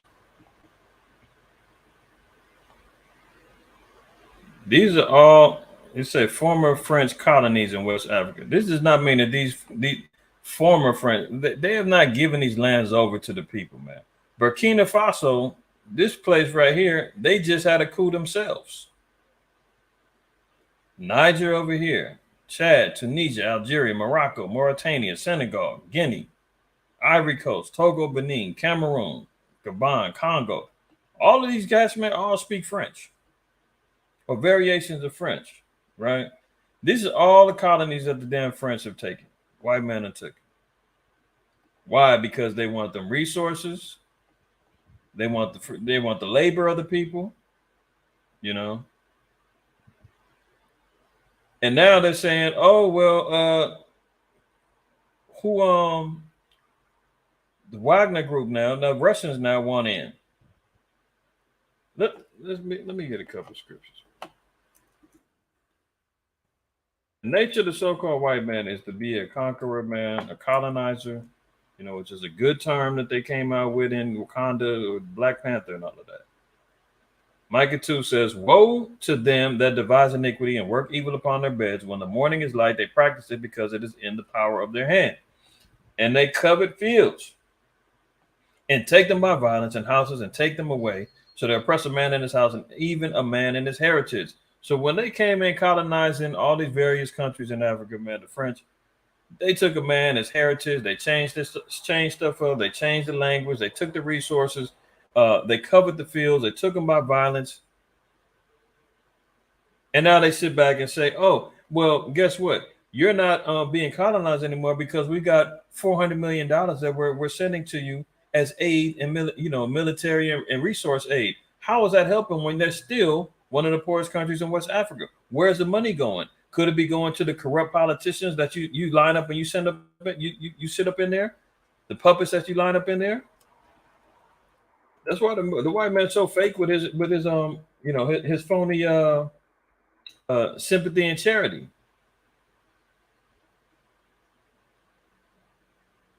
Let's look at Isaiah 5. It says 8, verse 8 says, woe unto them that join house to house, that lay field to field. You know, this is the mindset of the white man. He's joining house to house. He's continually joining and building his house of destruction. You know, building up the house in the harlot house of the damn great whore. Joining house to house. He conquers one house, he goes to the next one, join that one with this one, creating this allegiance, laying field to field as he continually steals and robs lands till there be no place. He takes and robs and steals everything until nothing is left. A waster, a destroyer. Till there be nothing left, man. You know what? But that was his blessing, to be fair. Genesis 27 said the fatness of the earth is going to be his. Job 9:24 says the earth been given into the hand of the wicked. So he's going out doing everything that the Most High said is going to lead to his destruction. Now, woe to them that join house to house, that lay field to field, till there be no place that they may be placed alone in the midst of the earth. He wants it all until it's all just his. See, here's a little map too, man, showing all of the French colonies that they got here in West Africa. So they, you know, the French is just as guilty. That's why when the Most High says, man, Esau, Edom, it's encompassing all, because that's why he tries to hide behind, well, I'm not, you know, American, I'm French, I'm the good guy, parlez-vous français? No, you're all the same. You got the same spirit, man. You got the same mentality of conquering. You understand what I'm saying? Let me see. Is it Psalms 46? No. 48? Damn, Luke.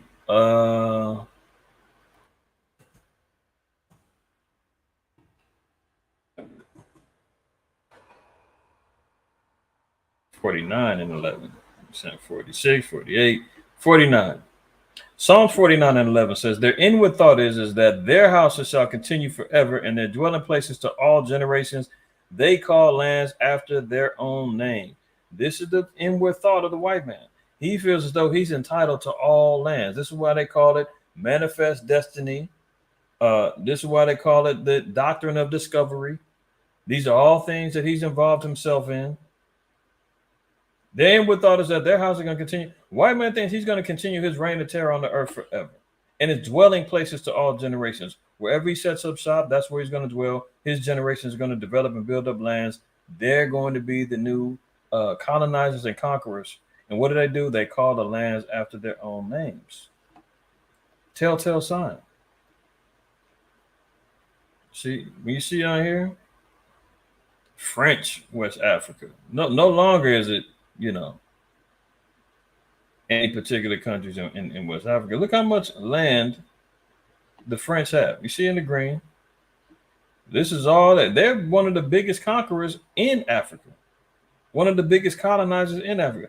Down here from Madagascar, Gabon, all of this they've taken. And they're monopolizing that uranium over there. This is why they're mad over there, and they're saying, hold on, America, get involved.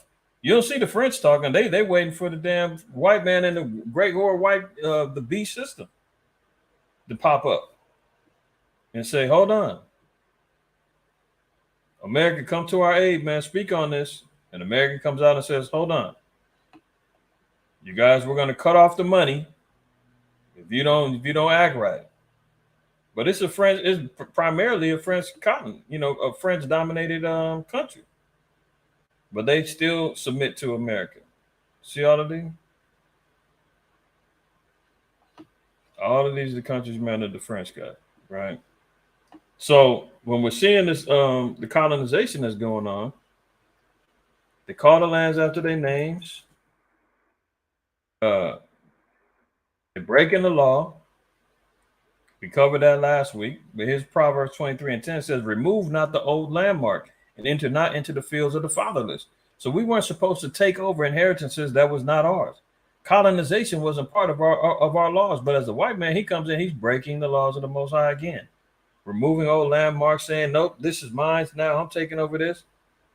You know, the cold part is that, you know, our people, those who are our people, for lack of better terms, man, I'm just going to say our people in general. I'm talking about the remnant that's over there, because I'm sure that they're involved with it in the coup and involved with the uprisings. Sirach 12:8, it says, a friend cannot be known in prosperity and an enemy cannot be hidden in adversity. See, the problem is that they're jumping in from the frying pan into the fryer. They're looking for a new master. So what? You break free of America and the French. You're looking for the damn white man to save you, another white man to save you. See, they're talking about down with France and long live Putin, waving waving Russian flags. Well, these Negroes got nothing to do with Russia, but they're looking at the white man as their savior. This is the detriment of the damn false image of Christ, the Caesar Borgia imagery, the indoctrination that comes with Catholicism, that comes along with Islam, which is accepting of all nations and all of that too. See, they're always looking for someone who don't look like them to save them. That's cursings. That says it in Lamentations, man. We look for longing for a nation that could not save us. They don't know who their enemy is because of their adversity. They're just figuring, well, we know that we know that these white folks over here from France and in America, they ain't no good. They ain't been good for us at all. And then here comes Putin, here comes the Wagner group, and they're saying, well, we got your back. Yeah, we know how it is for you niggas over here, man. We're the good white people. We good white folk over here. I mean, didn't we experience that over here and from the South to the North? Meanwhile, we're seeing destruction of our people, persecutions of our people, slavery of our people from the East Coast to the West Coast and down South, up North. It's been all universal. And we thinking everywhere we go is going to be something's going to be different. I mean, that movie Them on Amazon, when you see the people, Jake moved from down south and move over to Compton, didn't realize, Compton is all white.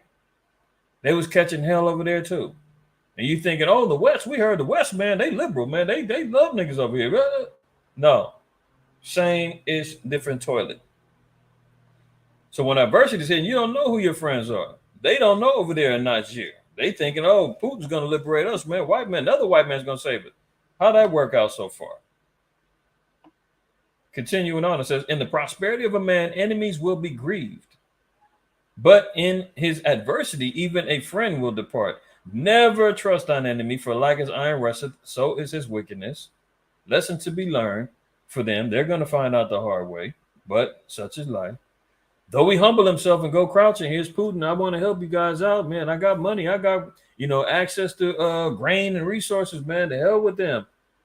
I don't like the French in America either. Yet take good heed and beware of him.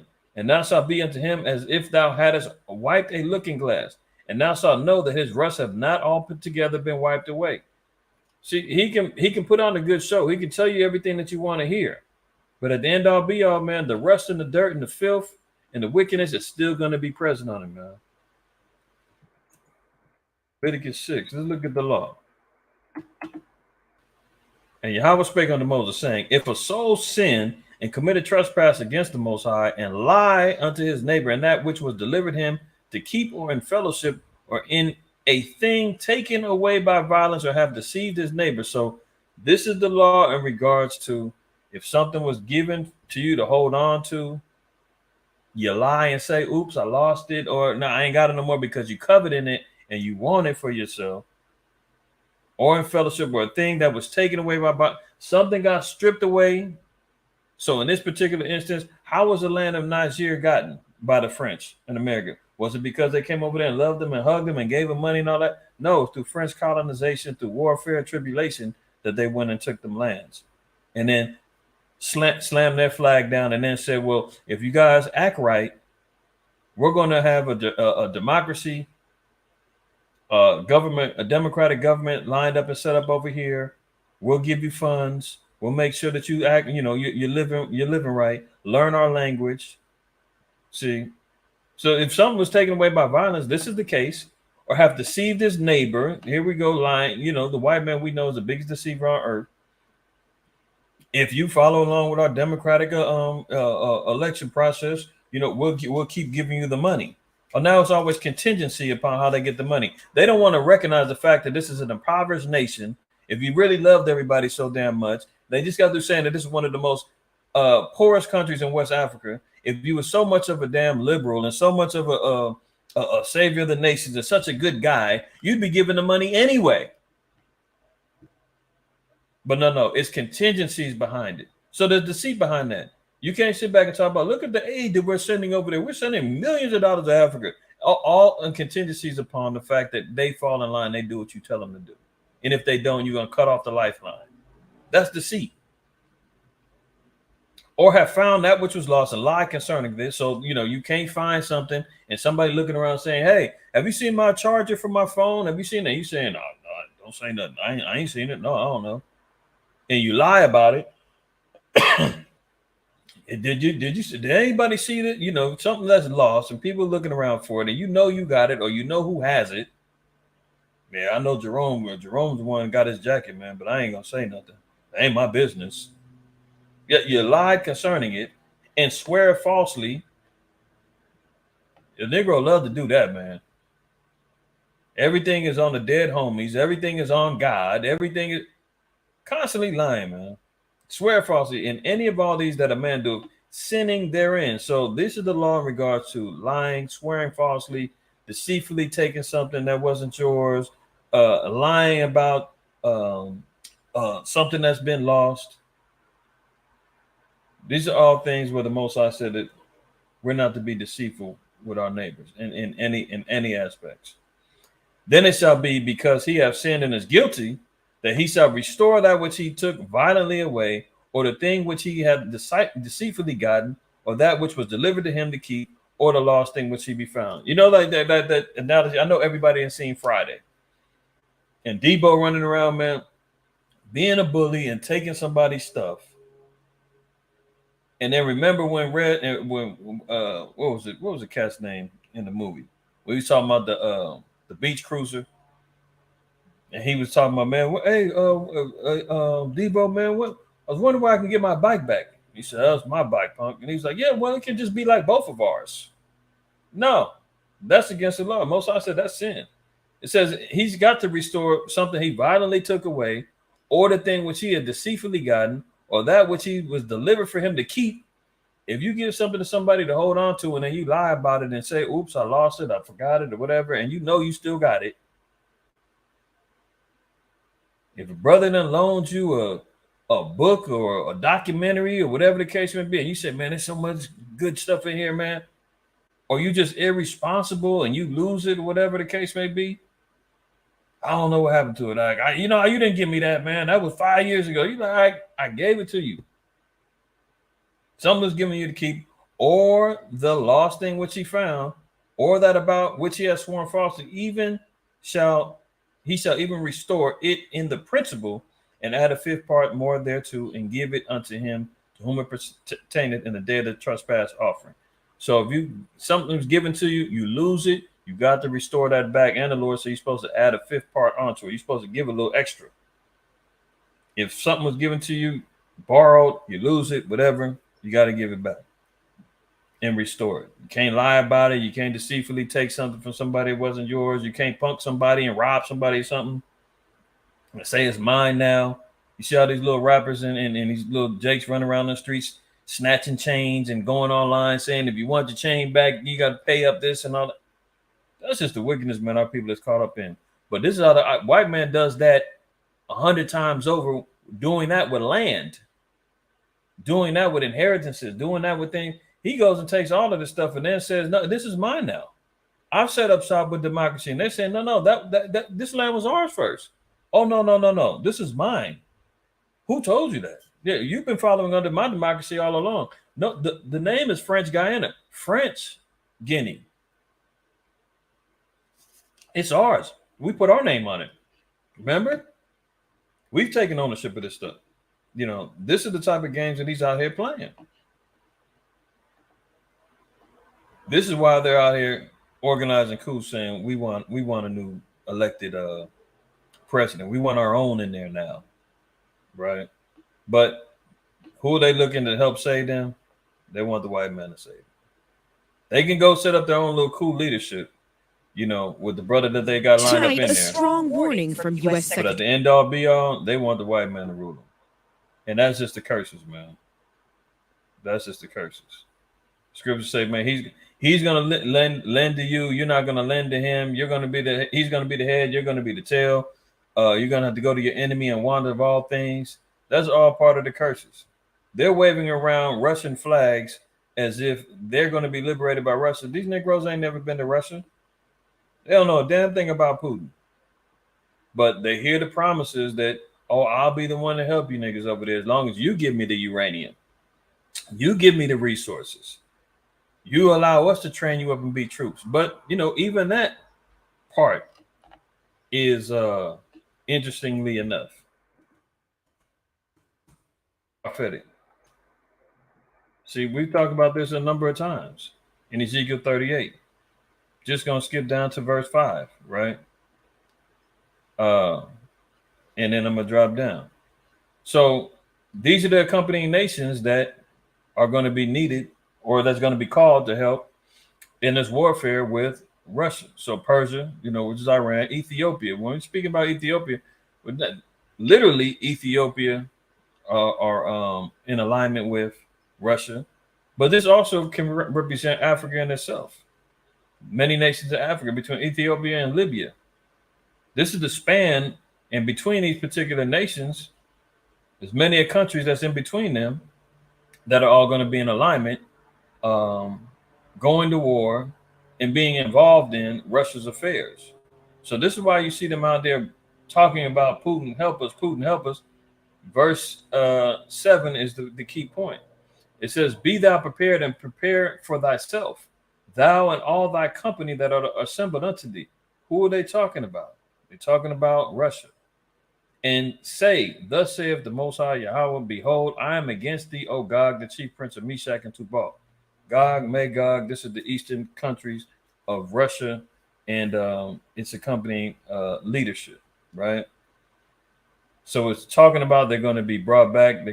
Most High is going to throw hooks in his jaws. It's going to be brought to war, buckler shields. He said all sorts of armor. Get prepared.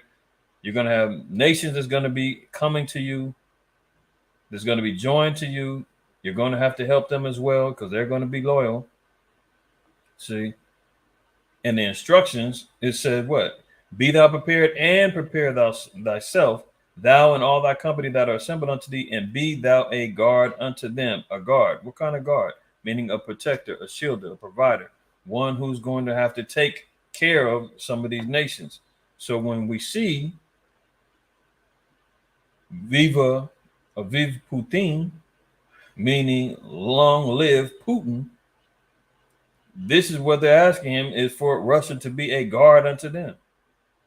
And they're going to oblige because they're going to want to partake in the resource of the uranium and all these little black faces, man. They're going to try to arm them up to get them involved in a war that ain't got nothing to do with them. More colonization. Let's continue. Fears for Americans trapped in Niger after French embassy was torn apart by rioters, African country in a meltdown as politicians are stoned amid a brutal military coup. So the U.S. embassy, French embassy, burn them things down, man. They telling the Americans, get up out of there because you're pretty much going to be looked at as an enemy at this particular point in time. So you see the U.S. embassy, French embassy gets jacked up. Notice they don't touch the American embassy. They ain't messing with that great horror. The French, they like, man, y'all the punks, man. We'll go ahead and get at you. Luxury cars got blown, ignited. Politicians beaten. And look, Russian flags are erected.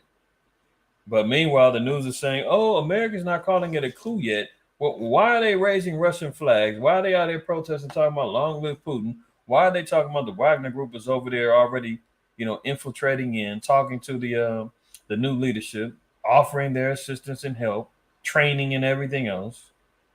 if it's not a coup. Because America's hoping that they're going to sell out and buy and take that money. Apparently, they've made that choice. Let's continue. See, America's known for coups, man. They always are trying to institute their own leadership, man.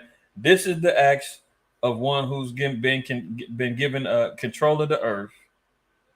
It's his way or the highway. These are the American coups in Latin America and the Caribbean. That's just over here. They're operating and doing these things all over the world. It's part of the game. So they've instituted coups in Haiti, Honduras, the Dominican Republic, Venezuela, Brazil, Uruguay, Paraguay, Argentina, Chile, Bolivia, Peru, El Salvador, Panama, Guatemala. All of these countries have had American influence, American leadership, democratic coups happening so that they can control all of these particular nations. They got puppets in all of these nations, and that's why that documentary regarding south of the border addresses those things, how America operates. See, this is white man. This is how we go. See, Uncle Sam wants you. So let's move on to this now. And we're going to breeze through some of these other stories. An unassuming warehouse in California turns out to be an illegal Chinese-run virus laboratory that was genetically engineering mice and experimenting with HIV, herpes, and malaria. You know, a Jake can't post up on the street and sell hamburgers and tacos without getting harassed. Moab comes over here, gets a whole laboratory, genetically engineering mice, performing experiments with HIV, herpes, and malaria. Notice again what, look, we're going to use this verse again in Psalms.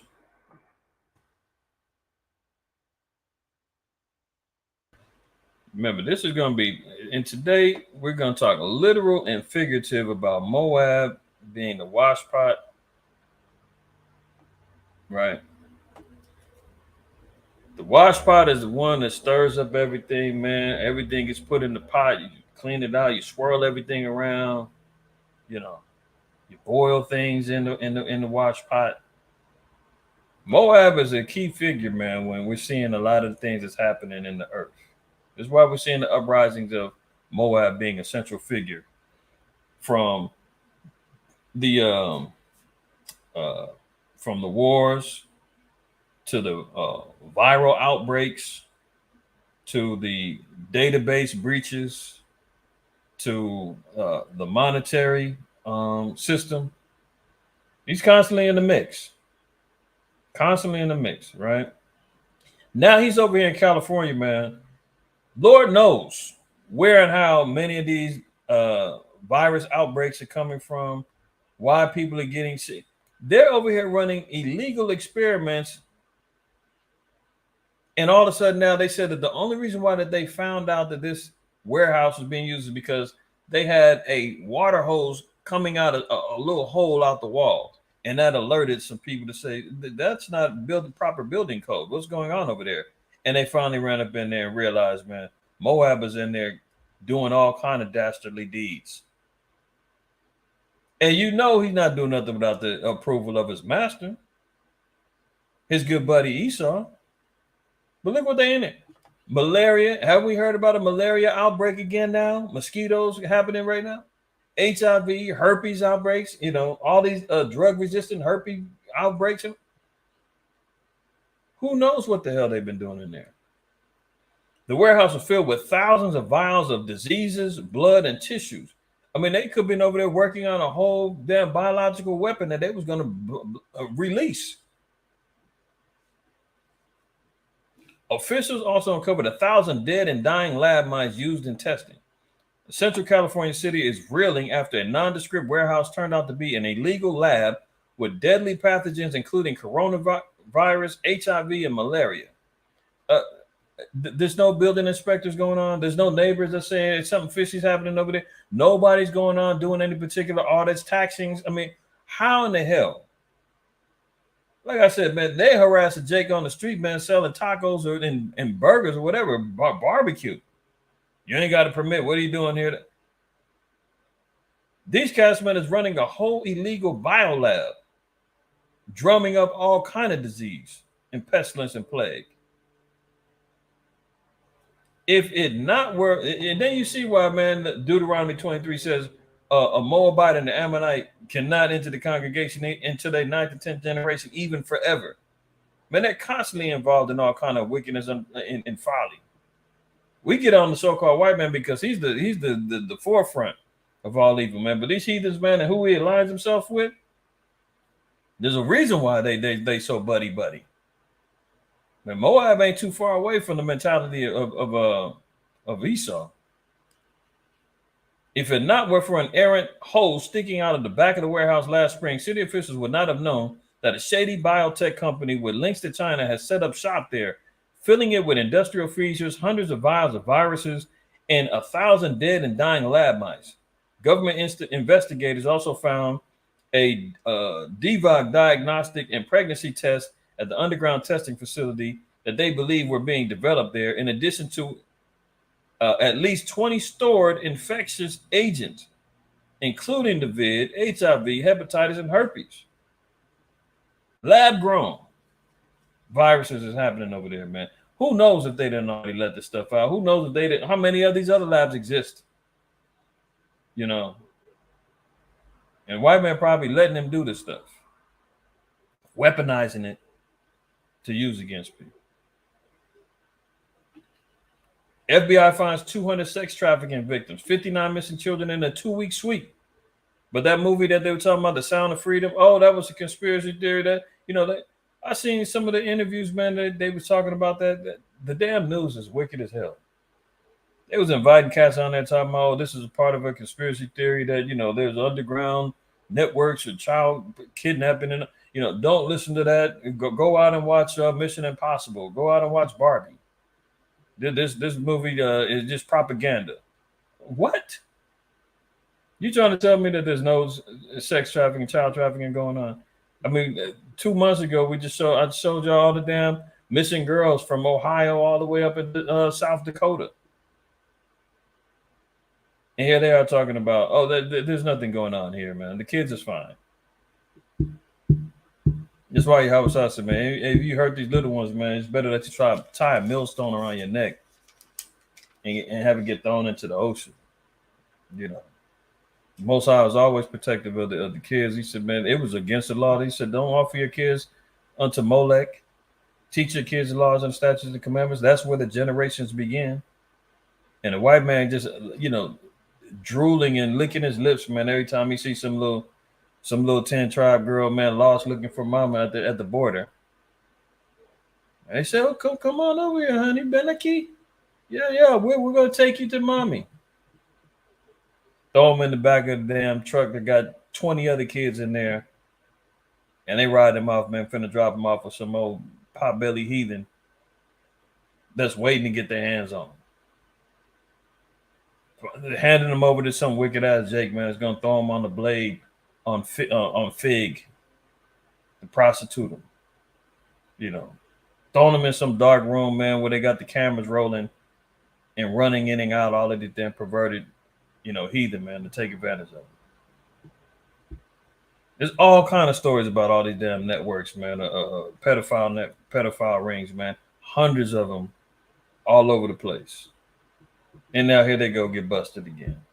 Nationwide operation also arrested 126 suspects of child sexual exploitation and human trafficking and 68 suspected traffickers. 68. 200 sex trafficking victims and more than 125 suspects during a 2-week child exploitation operation in July, federal officials said Tuesday during Operation Cross County. The FBI located 59 victims of child sex trafficking and child sexual exploitation and 59 missing children.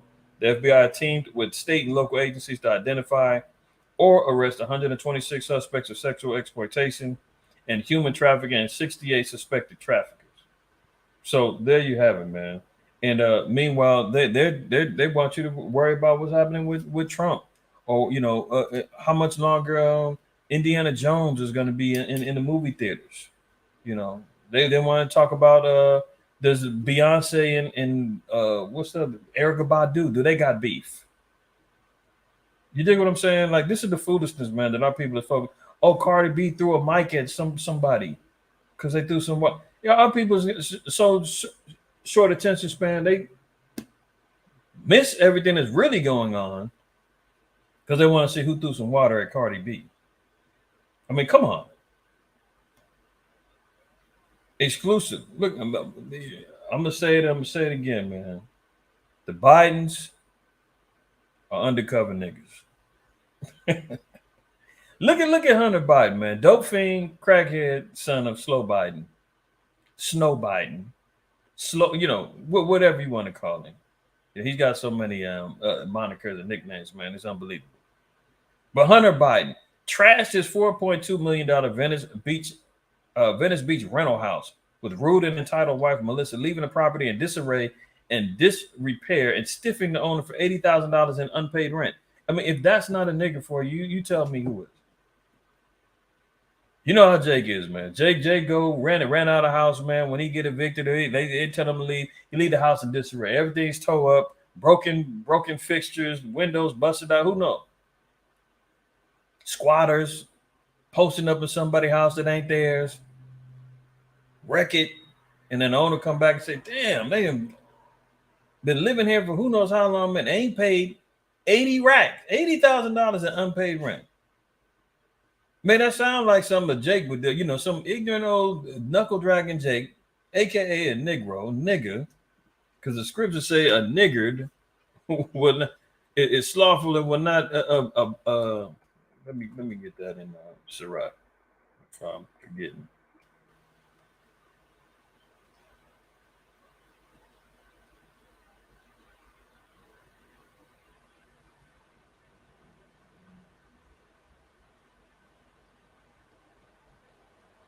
It's the 101.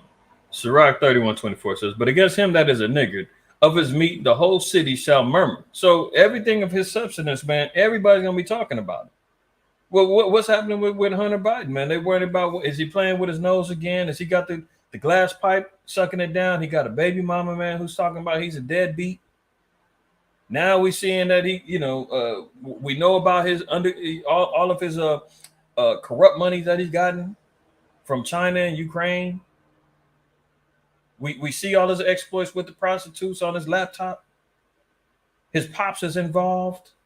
He married his dead brother's wife. You know, I mean, he's involved. $80,000 of unpaid rent. I said, man, his meat, the whole city's gonna murmur. Everybody's in his business. And the testimonies of his niggerness shall not be doubted of. There's no doubt. He carrying himself like a damn nigga, man. Like that's him. And Slow Biden is so proud of him because he's just as bad. Just as bad. Coke in the White House, man. Weed in the White House. A vicious damn rabid dog biting and chewing up every damn body. Corrupt money coming in by the millions. I mean, if that ain't it, I don't know what is. So he got a rental property. He living out in Venice Beach, man. When he left with a wreck. Didn't pay the damn rent. And that's just the actions of a niggard. Hunter Biden and wife Melissa Cohen moved into a multi-million-dollar home in Venice Beach, California in 2021 with their baby son, Bo. And that's his brother's name. Now, don't get me wrong. The law says that if a man dies and doesn't have seed, he's supposed to raise up seed for his brother. I don't recall if Bo Biden and Melissa Cohen had a son. I don't know. So I'm not speaking against the law of the Most High, but within Esau and they life of rule, they don't care. So who knows how long he was probably lusting after his brother's wife. Soon as Bo Biden dies, he goes and marries her. And they had a son and named him after the father. How weird is that? So they left their home in disarray when they moved out and owed approximately $80,000 in outstanding rent. Hunter and Melissa were horrible tenants.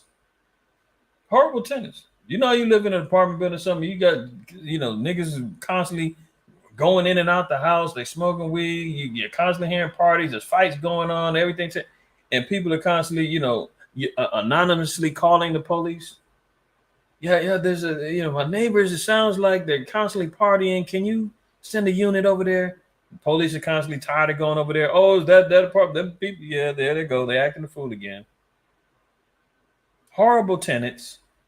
Not only did they stiff the owner for months of rent, classic. Negro said, man, I ain't paying. They're going to kick me out. The sheriff's going to have to evict me. You got a 30-day notice. You're still waiting. You don't care because you got at least 2 months before they're going to send somebody to boot you up out of there. Squatting. See, owner for months of rent. They left the house in terrible condition. And that's the son of the father. This is why, America is going down. That's why I said, man, I hope, Slow Biden does get reelected, because that's really going to fast track America's destruction. Because if the head of the house is sick, man, the whole house is all jacked up, man. As a leader of the people is, so if the ruler hearken to lies, all of his servants are wicked. We know all of them particular precepts. So we see what's happening with his household. Slow Biden households are all jacked up. This is why you see America going down the way that it is. So Hunter Biden again in a whole nother, scandal. Look at it. Like organized crime, multiple banks filed over 170 suspicious activity reports on the Bidens. Running bank scams, man. I mean, look, 170 suspicious activity reports on their bank accounts. 170 suspicious activity reports from 6 banks over the past few years. I mean, a few is really like around 3 or so. See, 170 suspicious activity. What are they doing, man? What are they doing with this money? This should be red flags all day. But this is why we hear and see so many distractions going on, man. They just keep saying, no, Trump, look over here, Trump. And they got all the Mockingbird media on the payroll, man. They got everybody looking to the left when they should be looking right. But at this point, man, it's too late. What are they going to do? Impeach him now? Like I said, man, he's only got less than a year left to sit in the office. And he got so much backing behind him, corrupt backing, man, that, there probably isn't going to be any charges come up against him. Even though it's clearly corrupt. But they're going to let him slide. He's the perfect puppet. They'll probably reelect him, man, expect him to die, and then they're going to really drop somebody up in there that's going to wreak havoc on the country. We'll see. Vice President Harris rejects DeSantis' invite to debate slavery curriculum. So we know that, Florida is switching up the curriculum regarding slavery, saying that blacks benefited from it and all of that, right? DeSantis doubled down, invited Kamala Harris to come debate him about it. She turned it down. I mean, she don't do nothing but show up at little events, man, and show her teeth and laugh. I mean, her being vice president, we barely seen her. Anytime we do see her publicly out, she laughing and giggling, and that's about it. So DeSantis come out and said, man, he wants an open debate with her, and she says, no, I can't do that. Don't want to do that. Well, number one, she can't debate a black cause because she's not a Jake. She's East Indian, parading around faking like she's a damn Jake. So how's she going to speak on a cause that she has no identity with? But it just goes to show you, man, you so-called Negroes, man, who voted and talking about, man, black women in office. Well, if she ain't black, minority woman in vice president, we making history. Yeah. She won't even stand up to defend your cause, man. So stop, parading around and holding the bra strap of this damn heathen woman, man, because she don't care about you. She can go out there and make a little statement talking about this is bogus and you're teaching business history. And then when DeSantis says, well, let's debate about it. Nope. I'm not going to debate about something that's obvious. I'm okay. Because she probably gets slaughtered in a debate because she's not equipped to go out there and speak on matters of intellect, experience, and knowledge regarding the topic. Because she's damn heathen. She'll let it all go to waste and let Jason drown. So this is more evidence, man, that the people in their offices, man, I'm not talking to everybody who's watching. Y'all already know. It's for those who like to creep on in and watch on a later time, balancing out, trying to figure out if the Israelites talking the truth or not, or just like to hear another perspective from the Israelites regarding the current event. If you on the fence and you wonder, man, if this state of politicians is for your favor, because you've been trained, Negroes thinking, oh, the Democrats are for us. Man, knock it off. They won't even speak on any your topics of concern or history. 6 Mississippi police officers admit to torturing black men. I mean, should we be surprised at this point, man? Should we? I mean, this is another reason why the white man, he's got to go, man. I mean, it's getting overwhelmingly ridiculous. Story after story, video after video, testimony after testimony. We constantly hearing about the trauma that's happening to our people at the hands of him and his so-called sword of justice, as he proclaims himself to be, policing to protect and serve the people. He does nothing but utilize the badge, man, to torture our people, man, oppress us, and break us down. Ezekiel 35:5 says, because thou hast had a perpetual hatred, man, nonstop. Since the times of Genesis to 2023, man, that spirit of hatred has been constantly sown and embedded in it. Just many of them, man, learn how to suppress it, The ones that walk around, man, acting like the good old boys and everything is cool. We're friends. And, Josh and Tommy, those are the good guys, man. Those are my buddies, man. We grew up together. We played football together. Those are guaranteed, man. Anytime you get them mad enough, man, they'll call you a nigga. They'll slip up. Oops. I said it. I seen this video. I guess some guy, he's some YouTuber. And I guess he's fairly popular, whatever. He's sitting in the room and he's rapping along to a song. And the song, whatever rap it was, he says nigga. The rapper does. So the guy's rapping, nigga. And the dude stops. Damn, I never say that word. Oh. I wish I could find a video. That's the classic example of them suppressing themselves and exposing themselves. Because this dude went on a real tirade of guilt. I swear to you, I never say that word. I never do. And oh my God, how did I let that slip out? I mean, it was hilarious. And he was just rapping the lyrics. But the fact that he had trained and disciplined himself so much to never say that word, he forgot. He's always saying it. He just never said it live. He just never said it amongst witnesses. You think that was the first time he was rapping a song? And shoot, can I find that guy? Let me see.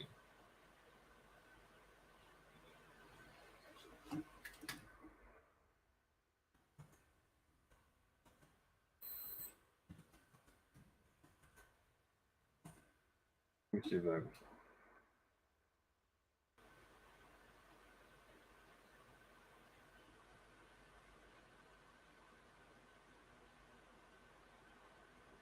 This is the guy right here.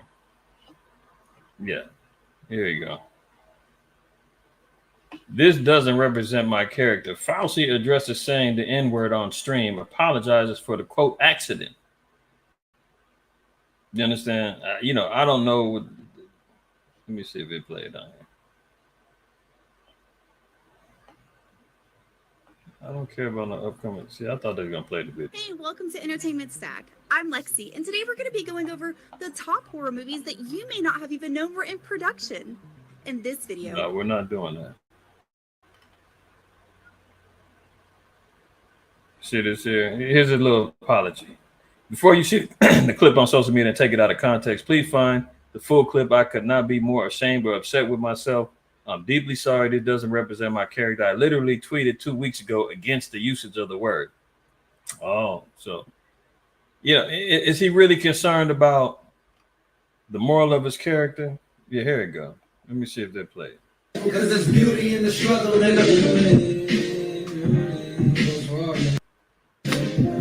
Now, these guys, man, this is how they make money.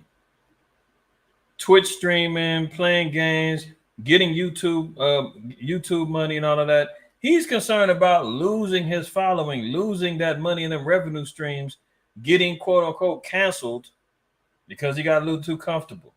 So here he is listening to rap, and he done slipped. Because there's beauty in the struggle, Oh, oops. You could throw up the W, you fake gang, throwing up gang signs and rapping and beauty in the struggle, Nick. Oh, ooh.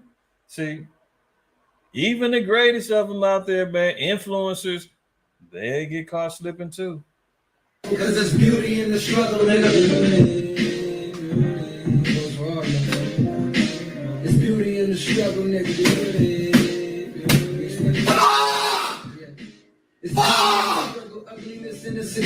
I never use that word. I swear to fucking God, this isn't content. I never use that fucking word. I've listened to rap songs every day on this subathon, and I always change it out for brother. I had a tweet that literally said, because it's beautiful. You see, Esau? Oh my goodness, man. This is it. Perpetual hatred, man. But he's running around saying, I never said F. I'm using that through fair use too, man. Fair use, teaching, and content commentary. Fair use, just in case he's running around trying to cancel anybody that's utilizing this to slander him. I'm using this for fair use and commentary for teaching. Okay. He got caught slipping, right? But look, because thou hast had a perpetual hatred and hast shed the blood of the children of Israel by the force of the sword in the time of their calamity and the time that their iniquity had an end. So when our iniquity has an end, man, and the Lord said that it's time for us, Isaiah 40 tells us to speak comfortably to our people, let her know that her warfare has been accomplished.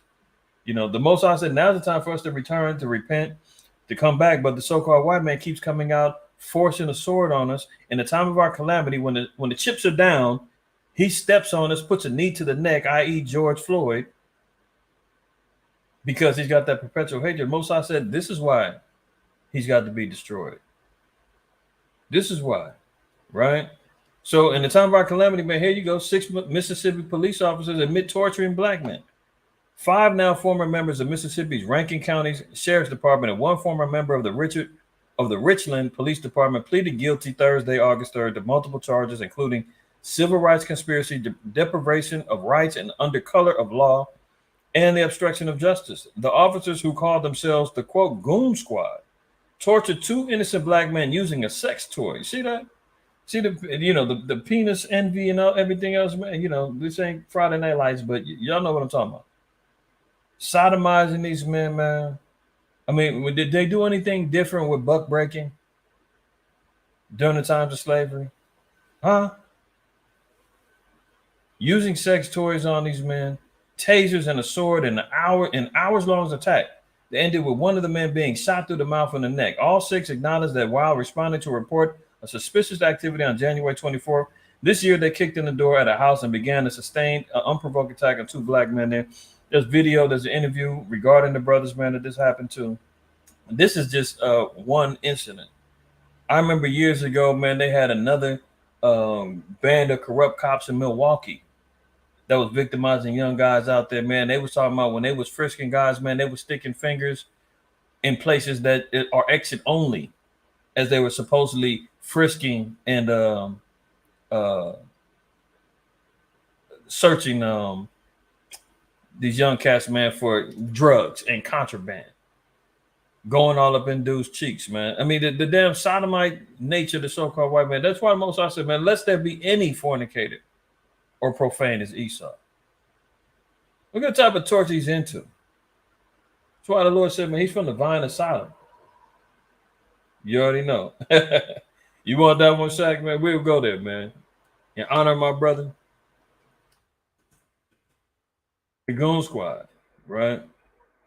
Zechariah 11:5 says, whose possessors slay them and hold themselves not guilty. You know, they're going to go out there and say, man, oh, this is all in the line of duty.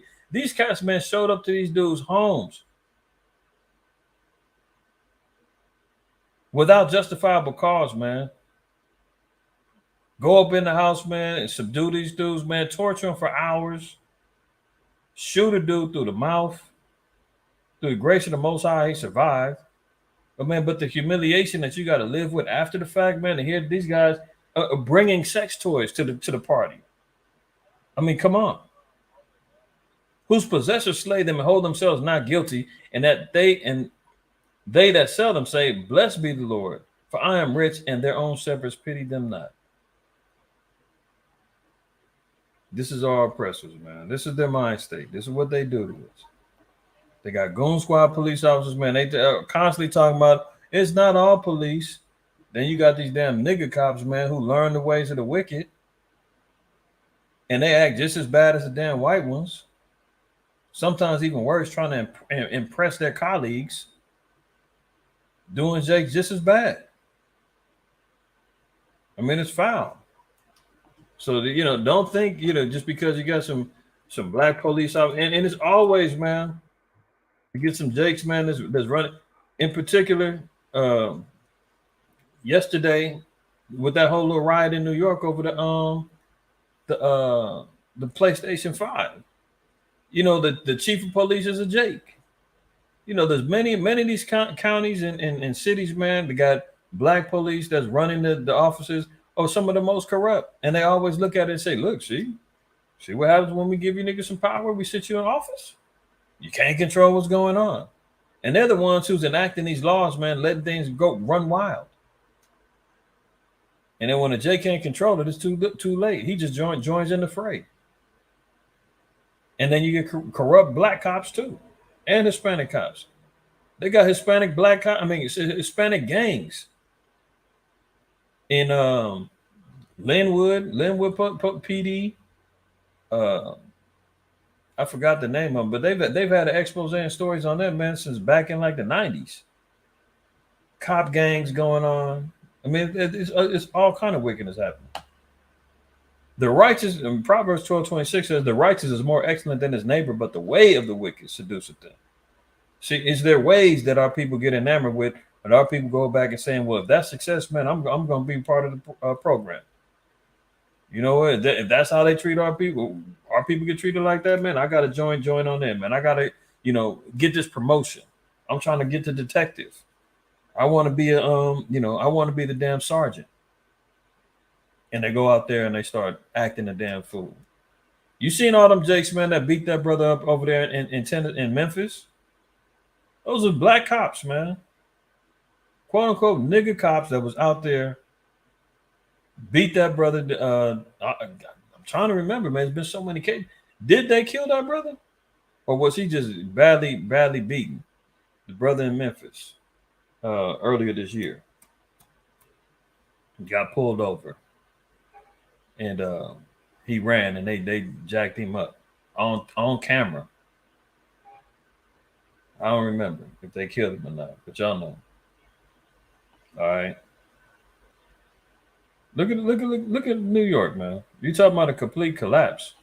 No room at the end. Shocking scenes as Manhattan's Roosevelt Hotel becomes the epicenter of 60,000 strong refugee crisis. Yes, subsequently. Absolutely. LA County Sheriff is gangs in there too, brother. That's right. Absolutely. They out there really leading in manners of corruption. They killed him, Marie? Yeah. Okay. The water for the reminder. But for sure. But look at what they do. When they allow stuff like that, and then you put a Jake in there, you got the Jake mayor. who probably is a sodomite. Who knows? Last time I showed y'all, he was out there parading around with the LGBTQ gang, hanging out with them. And then you got there's Jake, that's Eric Adams. Then you get a Jake who's the damn chief of police. Esau goes in, let's all this go down, and they say, well, look, the city's out of control. We got to put a white man back in control. We gave you the keys. Y'all crashed out. But it's they policies that let this stuff go down. So look at all these Jakes, man. All these immigrants, they sleeping on the ground because they was promised they was gonna have hotel rooms and all kind of stuff happening for them. No room for them. Now they got Jake sleeping out on the streets. And we covered that last week regarding the homeless crisis. And Job talking about the wicked and Jake's having to sleeping on stone. See, hundreds of migrants have been sleeping outside of Manhattan's Roosevelt Hotel for a second day in a row as NYC Mayor Eric Adams said the crisis is, quote, not over. Swaths of asylum seekers hailing from a number of South American and African countries line the streets, sleeping on cardboard overnight because the migrant hotel has reached full capacity. The desperate people looking to get inside the hotel early on Tuesday morning were speaking a number of languages, including Spanish, French, and Arabic. New York City is currently housing more than 56,000 migrants across around 200 makeshift sites, while thousands more are in the city's shelter system. But buses keep arriving week-on-week transports people from the border. They're going to completely destroy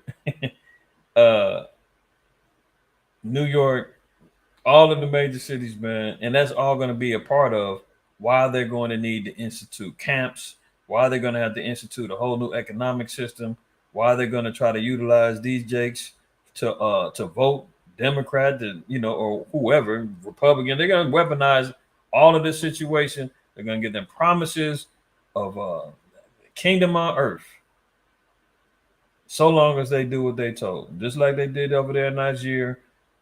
Esau hangs out money and $400 million if you do what we tell you to do. They're just gonna be wait to use them and put them in position, man. And they're gonna let all hell break loose. Universal basic income. It's the only way we're gonna be able to support all these people, man. We need to get this system.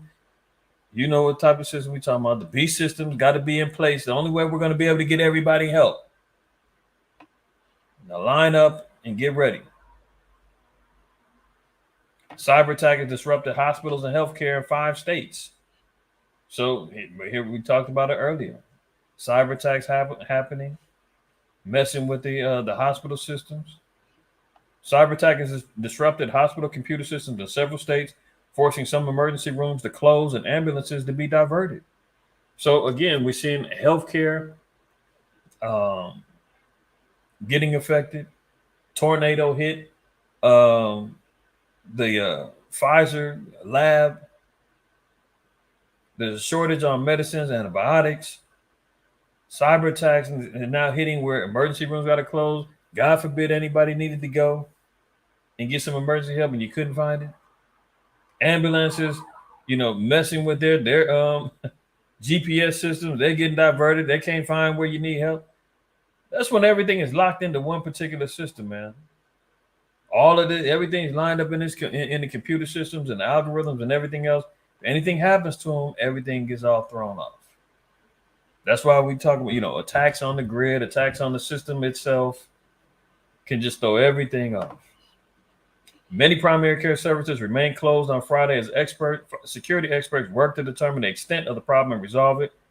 The data security incident began Thursday at facilities operated by Prospect Medical Holdings, which is based in California, as hospitals and clinics here, there and in Texas, Connecticut, Rhode Island, and Pennsylvania.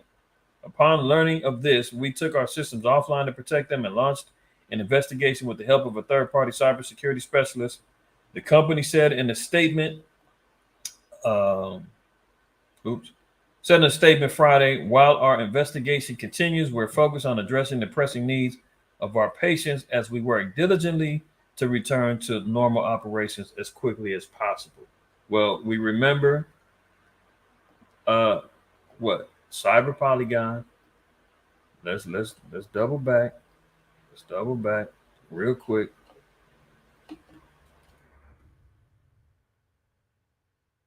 I remember 2 years ago, this was, and they changed that. They changed part of the website because it said they were going to be running drills, and they changed that out. But Cyber Polygon is a unique cybersecurity event that combines the world's largest technical training for corporate teams in an online conference featuring senior officials from international organizations and leading corporations. So the Cyber Polygon was going to be a big meeting event regarding cybersecurity. They were going to be testing all of these international systems. So all of a sudden we start seeing all of these quote unquote hack attacks happening, and they already had the Russians as the scapegoat. They say, oh, the Russian hackers did it.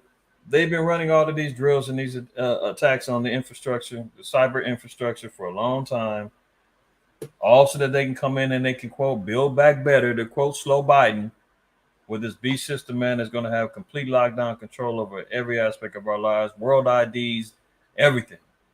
Okay. Global food prices rise after Russia ends the grain deal and India restricts rice exports. So we've been talking about that. Just know that food prices are going to continually rise. The economy isn't doing all as great as they try to make it seem. We're talking globally. We ain't talking about what's in your bank account or my bank account. It's bigger than me, you, whoever. We're talking about the world. The majority of the world already is in third world conditions, depending upon this rice and grain. Now they're getting cut off. We know that's prophetic, based upon the seals in Revelation 6. Okay. Saudi Arabia to extend a voluntary 1 million barrel per day crude oil production cut in September. So they're talking about Saudi Arabia has already cut off oil production, crude oil. They're going to extend it through September. So this is why we're seeing gas prices still continually rise up. The other nations are going to be seeing their prices rise up for crude oil, for energy, things of that nature. So just expect gas prices to continue rising soon, food prices to continue soon. Get what you can get now. Just make sure you prepare. You got a little food. If you balling, you good. You ain't worried about it, man. They can raise the price however much, man. You can afford it. All praises. But for those who are living check to check, robbing Peter to pay Paul, make sure that you are getting a little bit extra. We talked about it since y'all been watching DSTM. Just make sure that you got some things in the stash for the hard times. Not for the day when there ain't nothing out there and the zombies is everybody running around. Where's the food? No, just times when stuff ain't as affordable as it used to be. But you're all right. You already been able to take care of yourself, and you got a little extra in the stash so that you can still survive during the times of economic hardship. And God forbid when the day does hit, when it is that time, in 2 Ezra 16, it says, man, bodies are going to be on the ground like dung because of the famine and plague. And if you escape those two, it said the sword is waiting. So, there's different aspects of preparedness that everybody got to be prepared for, because it's going to be seen. It's going to happen. We pray that where they elect, man, that the Lord said, my servants are going to eat and drink and going to be taken care of in them days as we continue on doing the works of the Lord. But, it takes us to do wisdom and knowledge, preparation training as well, to be prepared in those days. So just know what's coming down the pipeline, y'all.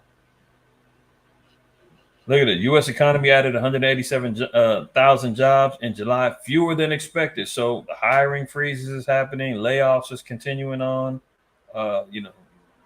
White man talking about the stock market is looking great. Hey, they ain't got nothing to do with the economy, man. They ain't got nothing to do with what's happening on a day-to-day basis for those living outside of these corporate gambling structures known as the stock market. So less jobs now are being made available. Okay. More Americans say they can never retire. I mean, that's the hell that people are encountering. We talked about last week the yellow trucking company. 8,000 people they expect to get laid off. They're folding up. Export and imports, transports, goods and services, man, suffering. People not being able to retire. This is why you keep seeing, when it comes down to Social Security, man, historically, the white man has backed up and increased the age limit. That's why they was rioting over there in France, because they raised the age limit of eligibility to retire and get your Social Security benefits. They just keep kicking it, the goalpost down a little bit. Oh, he's still living? It's 65, shoot. Let's make it 67. Oh, let's boost it up to 69. I mean, who the hell still wants to be working that late in age, man? Still requiring to come in and punch a clock. And now they're saying it's even more of a reality that people saying, I'm never going to be able to retire. The infrastructure of America and the monetary system throughout the world ain't set to be allowing you to reap the rewards of your labors. That's about to be up out of here, especially by 2030, man. You can forget about it, man. Look into Agenda 2030. They was calling it Agenda 21. Esau's, they want to take over lands, private ownership, all that other stuff, man. They come and get everything, and then slap everybody on a universal basic income, man. That's going to be restrictive of what you can and can't purchase. How much, they're going to track everything that they want. We've talked about it. This is what they want. So now this is all being shown that they're building up a society of dependency. So as long as we're dependent upon the system, as long as we have to rely upon him for everything, the more likelihood he has of instituting this one world government system, because everybody's going to need it. CVS to cut 5,000 jobs amid a shift away from retail focus. See, automation kicking in. CVS about to cut 5,000 jobs, man. 8,000 from the yellow company. You hearing that? All of these jobs being taken away. Less jobs are being created. Cost of living going up. Food prices going up. Gas going up. They're telling everybody now, gas stoves, they're about to ban those things. All the gas operated equipment, from lawnmowers to generators, they cutting all of those things out. So what you got to afford the smart stoves. That's another damn spy grid that they allow in your house. They got everything from smart dishwashers to TVs to refrigerators to stoves, forcing everybody to invite the tech into the house, as they break down everybody. And eventually they want everybody living out there on the streets, man, like we just seen in New York. Some more jobs getting cut, man. Economy's going down. Who's buying up land around major Air Force base in California? We have no idea. You got a mystery buyer coming up in there, man, buying up land near the Air Force base. This is what I was talking about earlier. A mysterious investment company is buying up large. I thought this stuff was all public. I mean, if you're going to buy land, I mean, there's no land deeds, loans, nothing. Nobody knows who these people are, huh? Around the California Air Base, raising questions about who's behind the firm and its intentions amid growing fears about Chinese businesses acquiring land near American military sites. The investment firm Flannery Associates has bought around $800 million worth of land around Travis Air Force Base in Northern California, Solano County, which is midway between Sacramento and San Francisco. Flannery Associates filed a lawsuit in May against a group of landowners, accusing the farmers of conspiring to inflate the value of the property, drawing further scrutiny from policymakers, including Representative John Garamendi.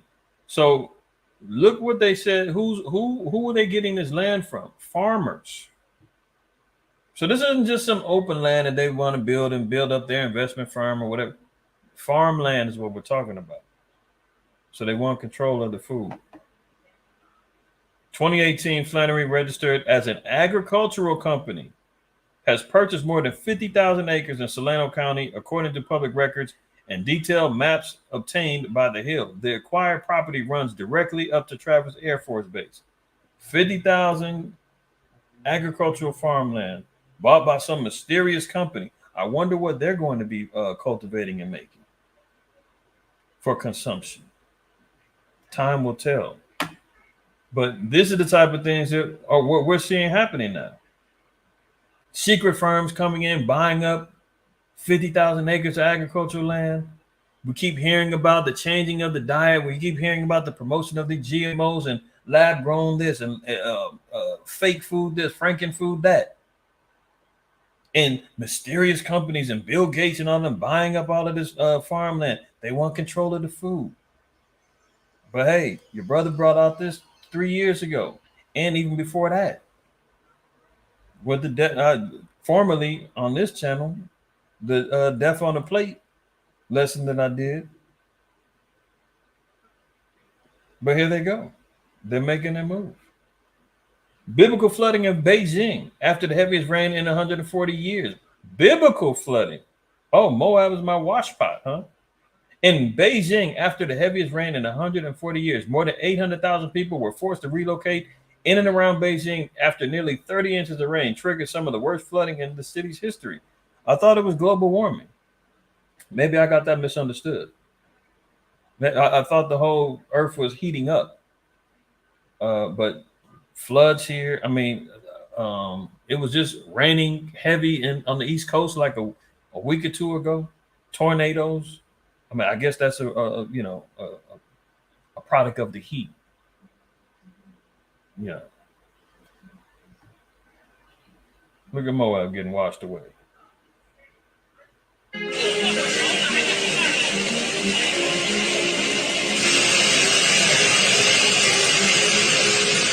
妈耶！想想，我的个天呀！哎呦妈哟！超多少车呀！我的天呀！车油雷就完了。这没法弄了，我操！我操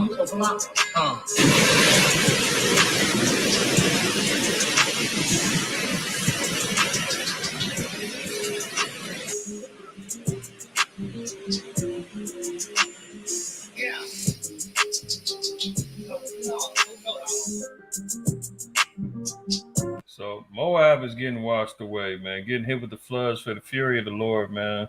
All praises for that. Oh, hallelujah, man. Hallelujah. Praise God. Look what's going on the iTunes Christian chart, music charts. Look who's topping the charts. Isn't God is good? Yeah, isn't that what they say in the church? Huh? I mean, a drag queen is topping the iTunes Christian chart. iTunes Christian chart, much to the chagrin of a religious activist. After Christian musician and writer Sean Fute, or whatever his name is, criticized drag queen Flamey Grant, her fans boosted her album and song all the way to the top of the iTunes chart. Oh, so if this isn't spiritual Sodom, I don't know where. When the fans of this drag queen or king or whatever you want to call him are able to manipulate the iTunes charts to get this cat to be the #1 Christian music on the gospel charts, it's unbelievable. And you know, the good old Christian folks, man, who love everybody, supported the cause, man. Come as you are. Isn't that what the Pope said to the transgender teen last week? God loves you however you are. It's all good. Remember that? Hey, man, well, the Christians teach the same thing. So I'm sure there's some good old Christian folks, man, that went and pumped up Flamey Grant on the Christian album gospel music charts. #1. Drag queen Flamey Grant's album, Bible Belt Baby, released in October, is suddenly the #1 album on the iTunes Christian and gospel chart. Isn't that indicative of America, man? In addition, his song, Good Day, peaked at #1 alongside the album for a period. So what's going on? It all started when Christian recording artist and author Sean Fute posted a tweet on Wednesday criticizing popular Christian singer-songwriter Derek Webb for collaborating with Grant. Well, there you have it, man. The top of the Christian gospel charts, man, drag queens doing it. Hallelujah. Look, lest there be any profane, foul creature, man, known as Esau. I mean, look at it. I use my period blood as a face mask. It's the best anti-aging hack that will help you unlock the fountain of youth.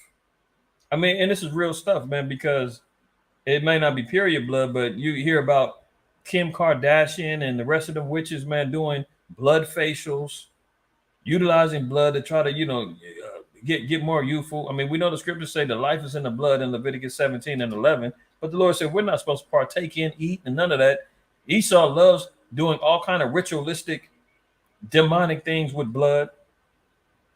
And here this dumb broad, wicked damn demon, man, says that she uses her period blood for facials, talking about it's the fountain of youth. Only the damn heathen, man. The best anti-aging practice no one talks about. And then she talked about that she got her husband doing it and he's glowing now. I mean, this is why they got to go. Lest there be anyone that needs any more reasons as to why this man and his people and his dog woman got to go. I mean, come on. Period blood now as an anti-aging hack. And because of the quote unquote influence of the internet, she's gonna have thousands of females trying this out. Thanks to TikTok and the access to the public promoting this folly, man. Outrageous. Look at it. Outrageous female journalism professor claims kids should be exposed to adult genitalia to prepare them for seeing naked trans people in locker rooms. I mean, need I elaborate on this? Let me read that one more time for the people in the back, man, who's so liberal, that have no problem with this, that doesn't think that there's agenda behind this, that doesn't think that kids are being victimized and being targeted, that they're outright openly talking about pedophilia. And professors, I mean, this is coming through the school systems. This is what I'm saying. Get the hell out of there. Get your kids out them damn schools. And tell them, oh, go to college. I'm not despising anybody who go to college, man, but know what you're getting into. Go get a trade. Do something that you can take a skill with you wherever you go, man. Do something that's going to help empower our nation with a trade.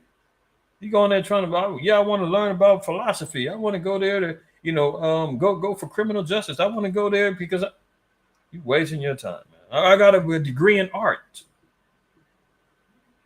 Ain't gonna do you no good, man. But look at this. Outrage is a female journalism professor.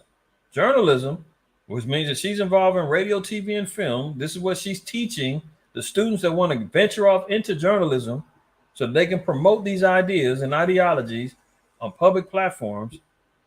Claims that kids should be exposed to adult genitalia to prepare them for seeing naked trans people in the locker rooms, man. I'm not even going to elaborate on that. Y'all already know the folly that goes on.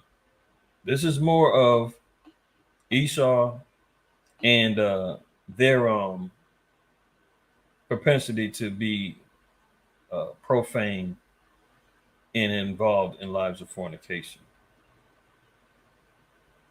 And here goes another damn victim that buys into this foolishness. Transgender man. Mind you, this is a woman. Okay. Let's stop the games. Transgender man, 22, gives birth to twins after going through 6 rounds. 6-shooter of artificial insemination with a sperm donor to fulfill his dream of having a biological baby. Isn't that nice? This is just the complete confusion that goes on, man. Why do you think